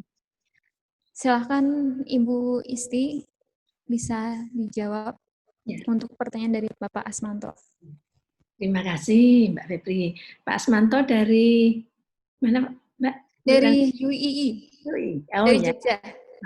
Terima kasih ya terkait untuk keadaan saat ini ya. Strategi-strategi apa ya agar para lulusan siswa-siswi SMK maupun SMA jangan sampai menjadi pengangguran yang produktif. Tentu kita juga dalam hal ini ingin kita bisa memberikan ya saat input mereka masuk di sekolah itu tentu kita dalam memberikan pembelajaran itu kita juga menyesuaikan dengan materi-materi untuk kewirausahaan dan lain-lain. Nah, tentu pembekalan-pembekalan seperti ini mereka juga sejak masih ada di bangku sekolah tentu harus kita bekali ya untuk materi-materi itu.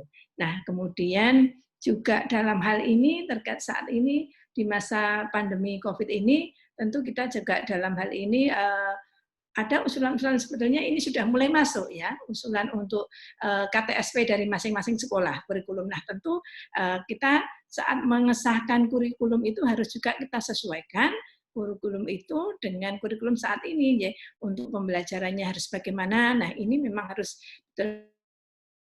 kita menyesuaikan kondisi yang ada karena memang dengan wabah yang ada saat caranya kita harus bisa mematuhi yang pokok kesehatan para siswa-siswi ini. Jadi tentu saat nanti untuk kurikulum pembelajaran ini juga harus kita sesuaikan. Jadi ada wacana kalau tadi saya matur dari SE nomor 1 SE Dirjen Vokasi terkait untuk tahun 2020 ini untuk kita menyikapi dengan adanya wabah pandemi ini untuk yang para siswa-siswi praktek. Nah, ini juga harus protokol kesehatan harus dijalankan. Kemudian juga yang untuk prakerin, nah semacam ini ataupun juga yang untuk uji sertifikasi. Nah, ini memang dalam hal pembekalan tentu kita untuk DIY ini kita juga berusaha untuk pembelajaran yang sifatnya online.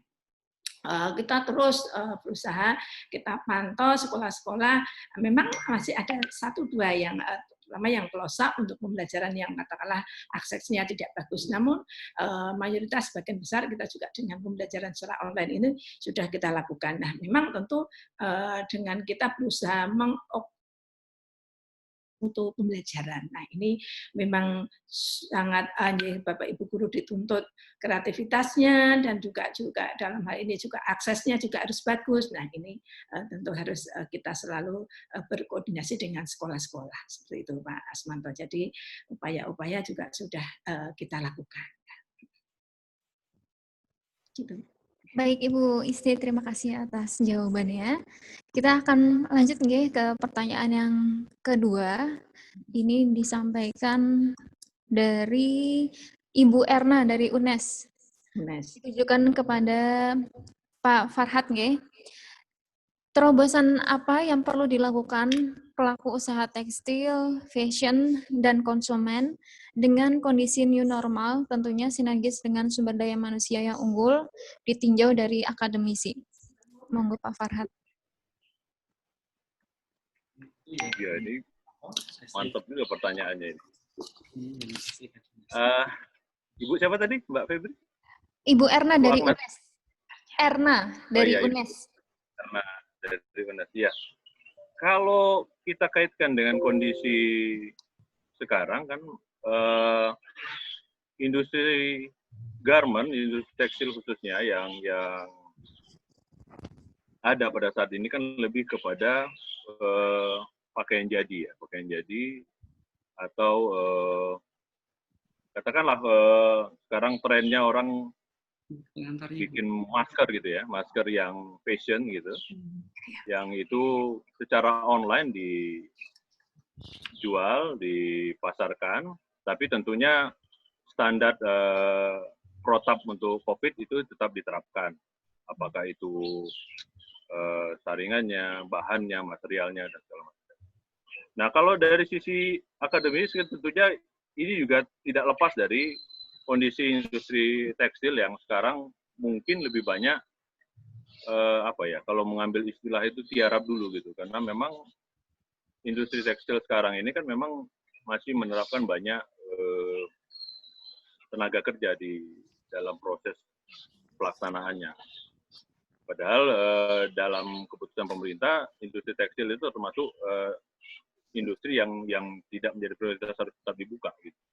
Nah, untuk menyiasati ini tentunya kita lebih fokus kepada online ya, online. Kenapa? Karena memang sarana itu memang yang cukup besar ya sekarang dilakukan oleh para UMKM berkaitan dengan industri tekstil dan garment itu sendiri. Mungkin itu yang bisa saya sampaikan, Ibu Erna. Baik Bapak Farhat, terima kasih atas jawabannya. Kita ke termin kedua untuk 3 pertanyaan ya. Kali ini pertanyaan untuk Bapak Suharno Rusdi dari Dinia, dari Pekanbaru. Assalamualaikum, selamat pagi Bapak Harno. Saya Dinia dari Pekanbaru. Mau bertanya mengenai materi ini. Saya merasa optimis dengan lulusan SMK akan mampu menciptakan lapangan pekerjaan dengan keahlian yang dimilikinya. Namun kondisi sekarang, yaitu adanya keadaan COVID-19, tentu berbeda kondisinya dengan yang sebelumnya. Lantas bagaimana pandangan Bapak terhadap kesiapan lulusan SMK dalam menghadapi tatanan kehidupan baru yang sekarang sedang disebut dengan new normal? Apa yang perlu diperbarui pada skill lulusan SMK ini dalam menghadapi tantangan industri di era new normal? Terima kasih Bapak, semoga kita senantiasa dalam keadaan sehat. Baik, itu dari Ibu Dinia, Pekanbaru. Monggo Pak Harno bisa menjawab. Terima kasih banyak dengan Bu Dinia di Pekanbaru ya. Mudah-mudahan sehat selalu di sana. Dan pertanyaan sangat bagus sekali. Jadi bagaimana kesiapan lulusan SMK dalam menghadapi era new normal itu ya? Jadi saya kira harus segera menyesuaikan ya, karena new normal ini kan belum pernah terjadi sebelumnya. Nah, ini secara kompetensi maupun secara mungkin kurikulum harus segera disesuaikan oleh pengelola SMK agar tadi sama oleh Pak Farhat lulusannya adaptable dengan kondisi, karena new normal ini kan kondisi baru, belum pernah terjadi ya. Misalnya dari secara kerjaan sekarang mungkin jarak antar mungkin orang kerja akan lebih dilonggarkan, yang tadi mungkin lebih rengket, mungkin sekarang harus minimal 1 meter misalnya begitu ya.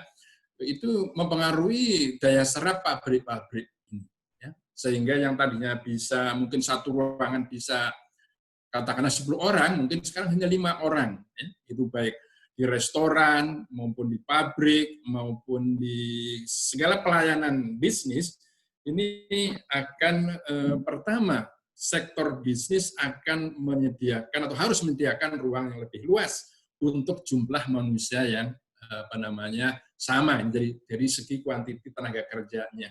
Yang kedua, service ini yang tadi disampaikan oleh Pak Farham juga mungkin sudah tidak lagi menggunakan kontak fisik person. Jadi online itu satu-satunya cara yang sekarang lagi ngetren ya. Tadi saya katakan ada 75% nanti bisnis akan cenderung ke online. Kecuali terpaksa sekali mungkin kita akan kontak fisik. Jadi restoran-restoran harus segera ditata ulang, mungkin ada sekat antar meja ya. Itu kalau di restoran misalnya kalau SMK-nya bidang tata boga ya. Kalau SMK-nya mungkin di bidang katakanlah perhotelan, mungkin juga ya itu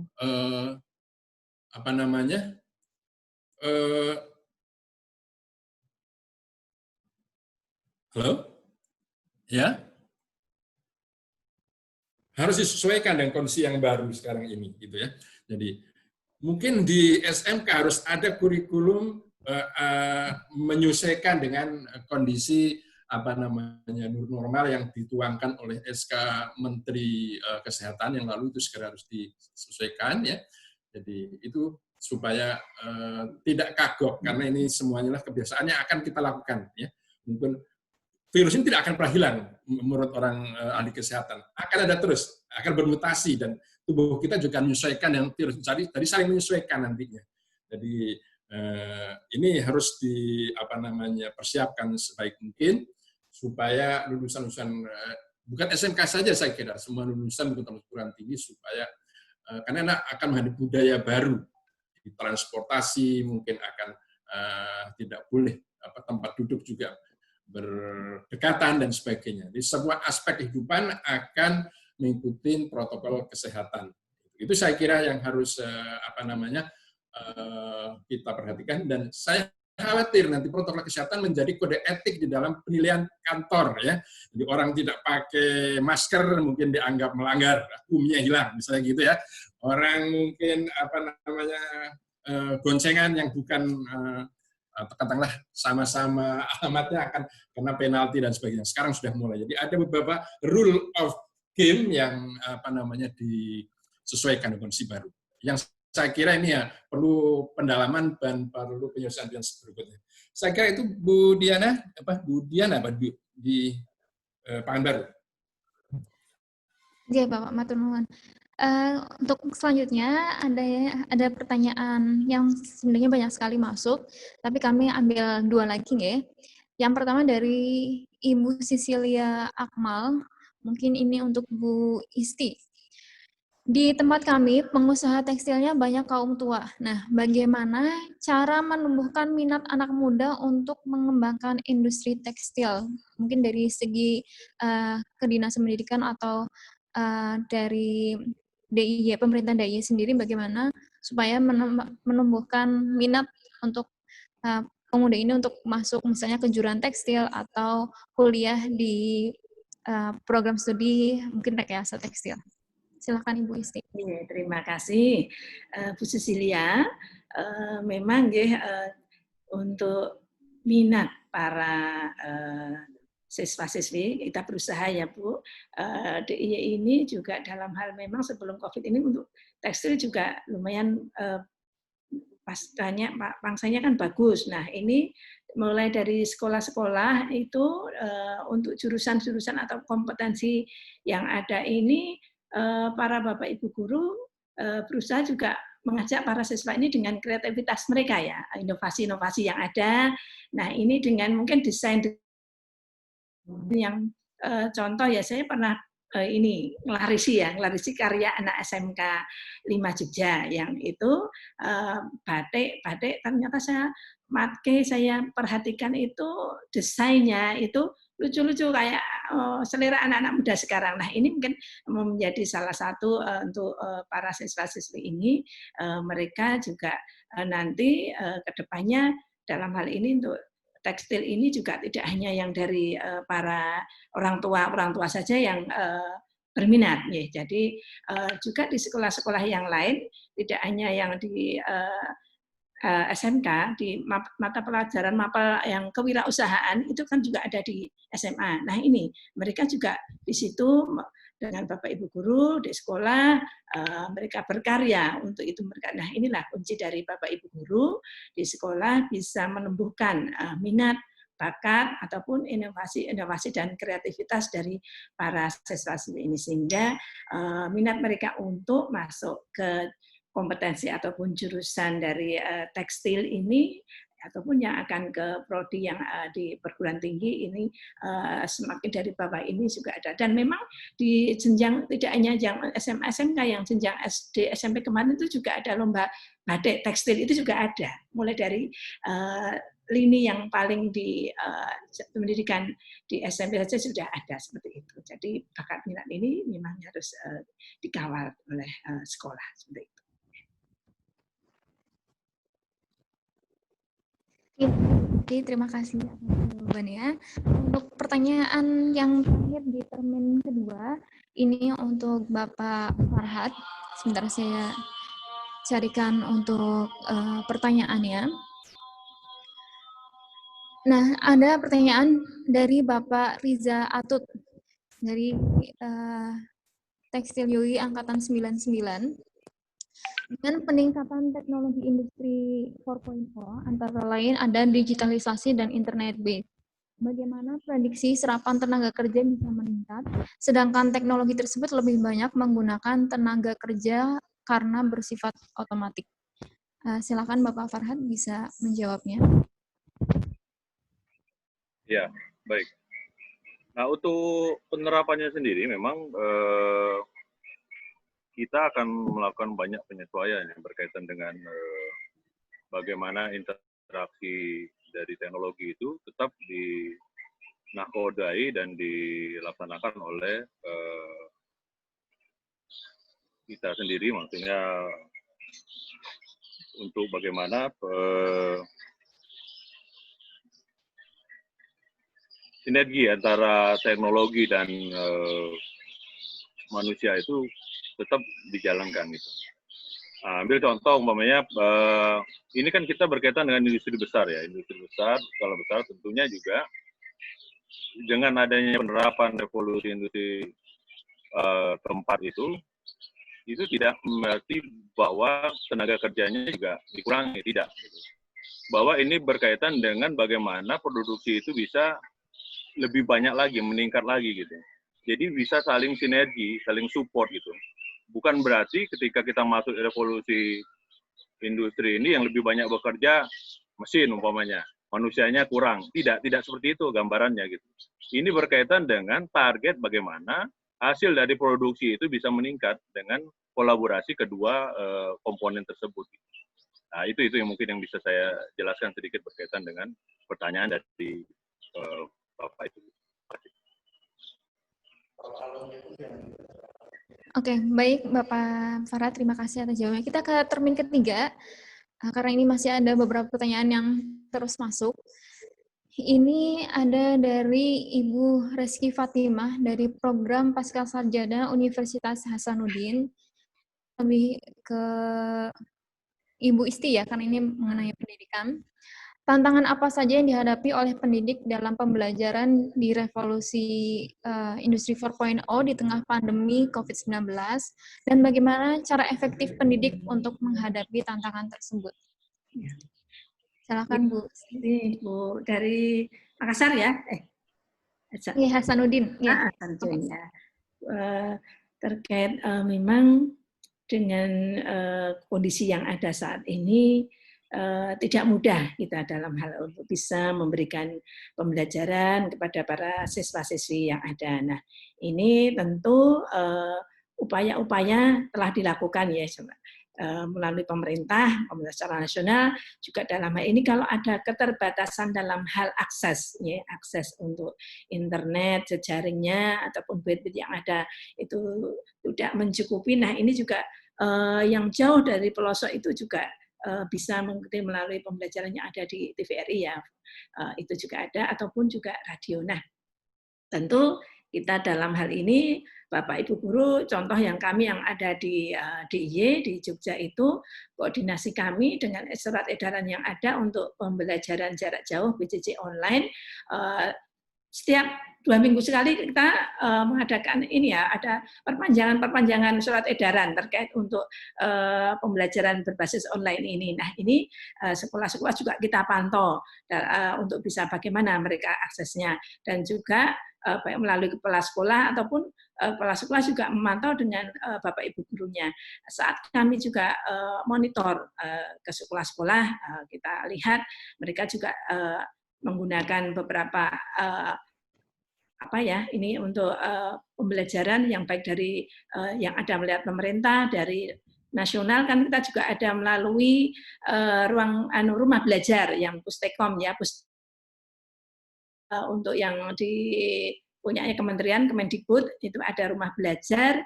Kemudian kalau kami di Jogja juga punya Jogja Belajar. Nah, ada lagi yang untuk pembelajaran yang lain seperti di ruangguru.com atau pakai Zoom ataupun Webex. Nah, ini ataupun Kuiper dan lain-lain itu kita manfaatkan semuanya. Jadi memang saat ini juga dari anggaran BOS juga bisa dipergunakan ya untuk kuota ini. Nah, ini kita di sini juga sekolah-sekolah berkoordinasi dengan vendor-vendor.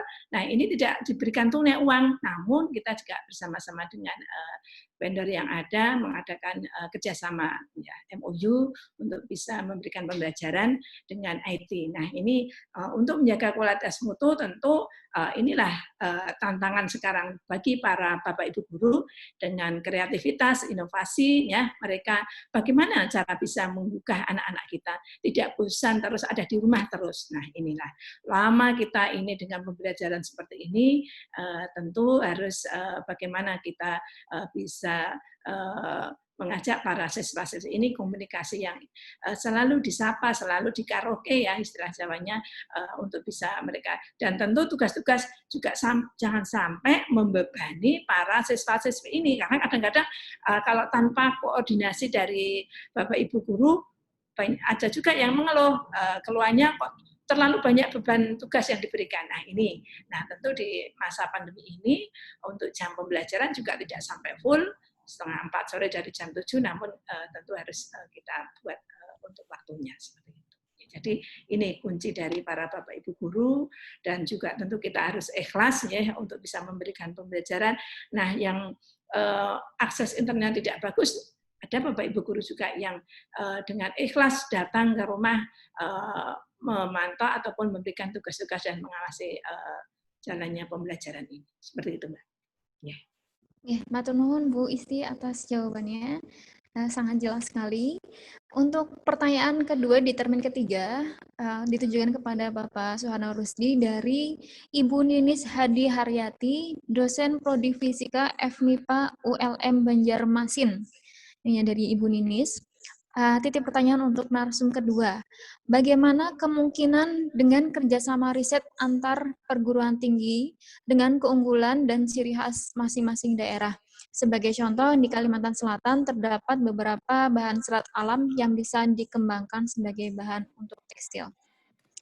Monggo Pak Harno. Terima kasih.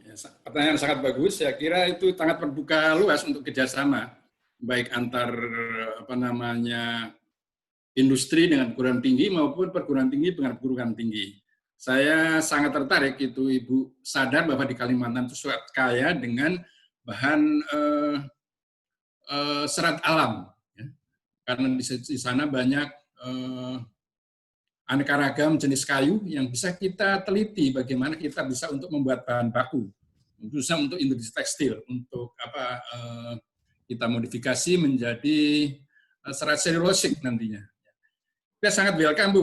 Mungkin UI juga akan terima kasih kalau bisa Ibu langsung menghubungi UI untuk bisa kerjasama dengan Prodi Rekayasa Tekstil, dan IKATSI akan sangat mendukung ya. Dan saya rasa biaya tidak akan masalah karena di Dikti maupun lembaga-lembaga lain tersedia biaya. Sekarang tinggal kemauan kita bisa manfaatkan dana itu. Silakan Ibu bisa hubungi langsung dengan Prodi Rekayasa Tekstil maupun dengan Dikti nanti kita bisa kolaborasi. IKATSI, perguruan tinggi, industri maupun dengan PT atau perguruan tinggi. Silahkan Bu. Ya, terima kasih Pak Harno untuk jawabannya. Sekarang kita ke pertanyaan terakhir di termin ketiga ini. Jadi ada pertanyaan dari Bapak Sudirman Habibi dari BPPT. Ditujukan kepada, mungkin yang terakhir Pak Farhat ya. Saya melihat banyak perguruan tinggi yang mengarahkan para lulusan untuk menjadi tenaga kerja siap pakai, padahal lapangan kerja terbatas. Walaupun banyak lulusan malah masuk ke bidang non-tekstil seperti perbankan dan lain-lain. Dampaknya ada kekosongan sumber daya manusia yang menekuni riset untuk pengembangan teknologi, sehingga kita banyak tergantung teknologi dari luar, khususnya teknologi tekstil. Bagaimana menghadapi kondisi tersebut? Silakan Bapak Farhat untuk menjawabnya. Ya, tadi sempat saya ulas sedikit bagaimana strategi peningkatan produktivitas berkaitan dengan sinergitas antara perguruan tinggi dan industri-industri terkait. Gitu. Antara lain tadi saya sempat mengulas bahwa adanya kerjasama dari perguruan tinggi dan industri yang punya kaitan dengan karena bahasan kita pada saat ini adalah tekstil, tentunya berkaitan dengan industri tekstil. Nah, kenapa itu penting? Karena apabila itu sudah kita lakukan dari awal, kekhawatiran kita bahwa lulusan tekstil ini tidak tidak masuk ke dalam industri tekstil, justru ke perbankan atau apa, itu juga bisa kita minimal gitu kan. Nah, meskipun ya kalau menurut saya juga tidak antipati ketika lulusan tekstil bekerja di lapangan pekerjaan lain gitu. Justru itu ada nilai tambah tersendiri. Tapi untuk mengantisipasi itu tentunya kita dari awal sudah melakukan kerjasama sehingga apa yang kita lakukan di tingkatan pendidikan perguruan tinggi itu sudah memang sesuai dengan harapan dan kebutuhan industri tekstil ke depan gitu. Nah, jadi sinergisitas itu akan terjadi sehingga begitu lulus dia tidak perlu mencari lagi karena akan ada langsung resapan bahwa ini akan dipakai di sini, akan dipakai di sini. Justru nanti industri yang akan mencari lulusan-lulusan yang tentunya sudah berkualitas dan capable tersebut gitu. Nah, itu mungkin ulasan dari saya. Ya, terima kasih Bapak Farhat atas jawabannya. Baik Bapak Ibu, itu sudah semua 3 termin yang kita sudah lalui bersama dan sekarang juga waktunya sudah habis untuk webinar kali ini. Ada beberapa informasi yang saya akan berikan, tapi sebelumnya saya sangat berterima kasih, kami atas nama panitia berterima kasih kepada narasumber yang telah meluangkan waktunya untuk berbagi informasi, berbagi pengetahuan untuk peserta webinar Rekatex kali ini. Sedikit informasi bahwa hari ini yang telah mendaftar sebanyak 475 orang dari Sabang hingga Merauke, bahkan ada yang dari luar negeri, yaitu dari Jepang, Malaysia, dan Belanda. Kemudian tadi juga saya membaca informasi di grup WhatsApp chat bahwasanya ada yang ulang tahun hari ini untuk Bapak Hermanto dari Universitas Indraprasta PGRI. Selamat ulang tahun ke-58. Semoga panjang umur, sehat selalu ya Pak. Kemudian info yang lain lagi adalah, yang terpenting adalah e-sertifikat dan materi akan dikirim segera ke email Bapak Ibu sekalian, teman-teman semua, paling lambat 3 hari kerja ya. Jadi silahkan cek untuk emailnya. Kemudian webinar selanjutnya, jadi ini kan webinar series, jadi ada 1, 2, 3, 4, kita sudah kedua, ketiga dan keempat, insya Allah akan diselenggarakan. Yang ketiga pada tanggal 6 Juni 2020 dengan topik pengembangan digital talent bidang fashion teknologi.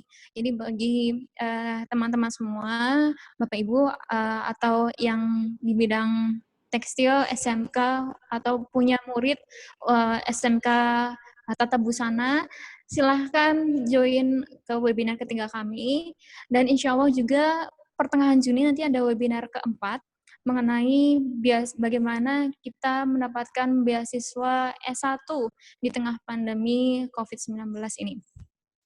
Baik, kami akan publish posternya segera webinar 3, baik di grup WhatsApp maupun di Instagram, maupun di website kami di textiles.ui.ac.id. Bisa Ibu lihat, Bapak Ibu lihat di sebelah kiri saya, di layar ada tekstil, textiles.uii.ac.id.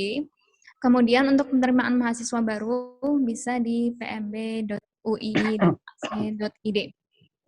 Baik Bapak Ibu, itu sekedar info dari kami. Jika ada pertanyaan yang tidak bisa kami jawab, bisa diteruskan ke kami, nanti kami sampaikan ke narasumber untuk menjawabnya. Kemudian kami akan kembalikan lagi kepada Bapak Ibu yang bertanya. Kemudian apabila ada kesalahan dari kami panitia, kami mohon maaf untuk webinar Rekatex kedua ini. Terima kasih banyak atas partisipasinya Bapak Ibu, saudara-saudari, teman-teman semua yang telah mengikuti webinar sampai selesai. Marilah kita tutup webinar Rekayasa Tekstil yang kedua ini dengan bacaan Alhamdulillah. Alhamdulillahirrabbilalamin. Sekali lagi, terima kasih untuk narasumber Bapak Ibu, Ibu Isti, Bapak Farhat, dan Bapak Harno. Saya akhiri webinar hari ini. Wabillahi taufiq wal hidayah. Wassalamualaikum warahmatullahi wabarakatuh. Waalaikumsalam warahmatullahi wabarakatuh. Halo. Terima kasih. Acip. Ya. Alhamdulillah pada sehat semua, Mas Harno, Mas Taufik, Mas Malik, Mas Pratikno. Alhamdulillah. Sayang waktunya terbatas. Ya, selamat ini juga nih. Ini tua-tua kampus. Assalamualaikum.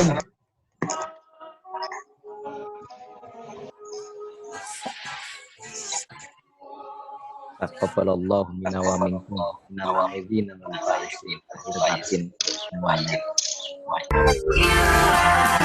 Sumber ilmu dan kebenaran, mencerdaskan kehidupan bangsa, amanat rakyat negeri. Teknologi seni budayanya, aku bangga yang bertambah berharap yang berilmu dari Universitas Ilmu Indonesia.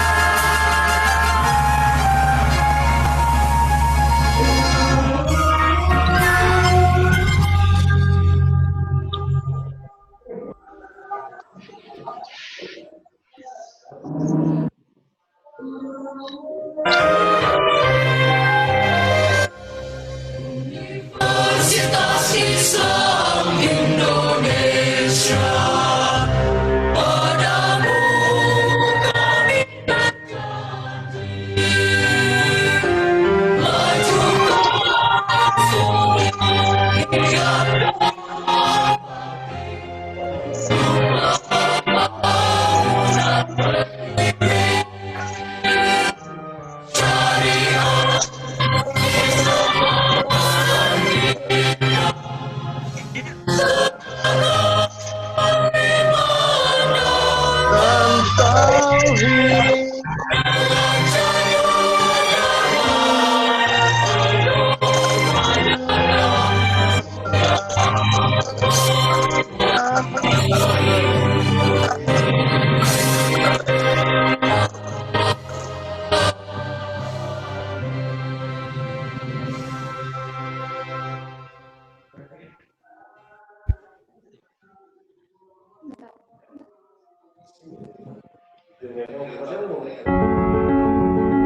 Yogyakarta, siang dan malam menampilkan ribuan wajah unik.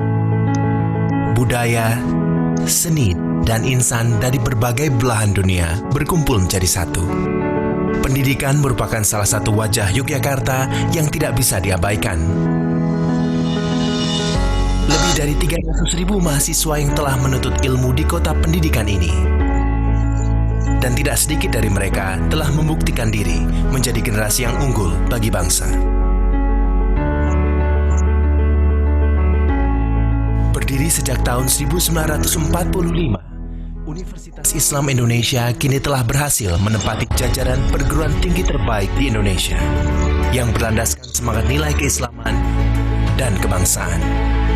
Kami percaya bahwa pendidikan yang baik tidak hanya mengantar mahasiswa menuju masa depan yang cemerlang, namun juga membekali mereka dengan nilai keagamaan yang kuat, menjadikan generasi yang beramal ilmiah dan berilmu amalia. Komitmen untuk menjadi universitas dengan pilar penelitian yang kuat telah mengantarkan UII menerima kehormatan dalam pemeringkatan Kementerian Riset, Teknologi, dan Pendidikan Tinggi Republik Indonesia sebagai perguruan tinggi swasta dengan kinerja pendidikan terbaik di Indonesia pada tahun 2016. Dengan fasilitas berkelas dunia, UII telah terakreditasi institusi A dan mendapatkan penilaian overall ranking QS Star 3 bintang dari Lembaga Pemeringkatan Quacorel SIM sebagai bentuk pengakuan internasional. Kerjasama aktif dengan lebih dari 123 institusi internasional yang tersebar di berbagai penjuru benua memberikan kesempatan bagi mahasiswa untuk memperluas wawasan, mobilitas, dan pengetahuan guna memenangkan persaingan global. Ilmu pengetahuan tidak selalu terbatas di dalam kelas, karena kita diciptakan untuk terus mengeksplorasi alam sekeliling kita. Kerjasama yang dijalin oleh program studi bahkan hingga puncak tertinggi. Kami yakin inovasi berkelanjutan menciptakan kemajuan, dan kemajuan akan mendorong kita menjadi bangsa yang unggul dan kompetitif di era global ini. Inspirasi dapat datang di mana saja dan kapan saja. Dan dengan kampus terpadu seluas lebih dari 35 hektar yang menjuarai Green Awards di tahun 2016 pada kategori Green Campus, UII merupakan kampus ideal untuk mengasah ilmu dan mengembangkan diri. Sejak kita lahir, kita terus belajar. Belajar dari pengalaman dan belajar dari masa lalu. Kesempurnaan diri datang dari langkah kecil penuh percaya diri.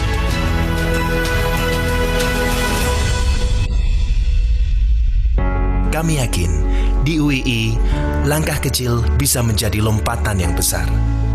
Dengan lebih dari 83.000 alumni yang tersebar di seluruh tanah air dan penjuru dunia, kami siap untuk membantumu bergabung bersama mereka. Masa depan ada di tanganmu, dan kami siap menunjukkan jalannya.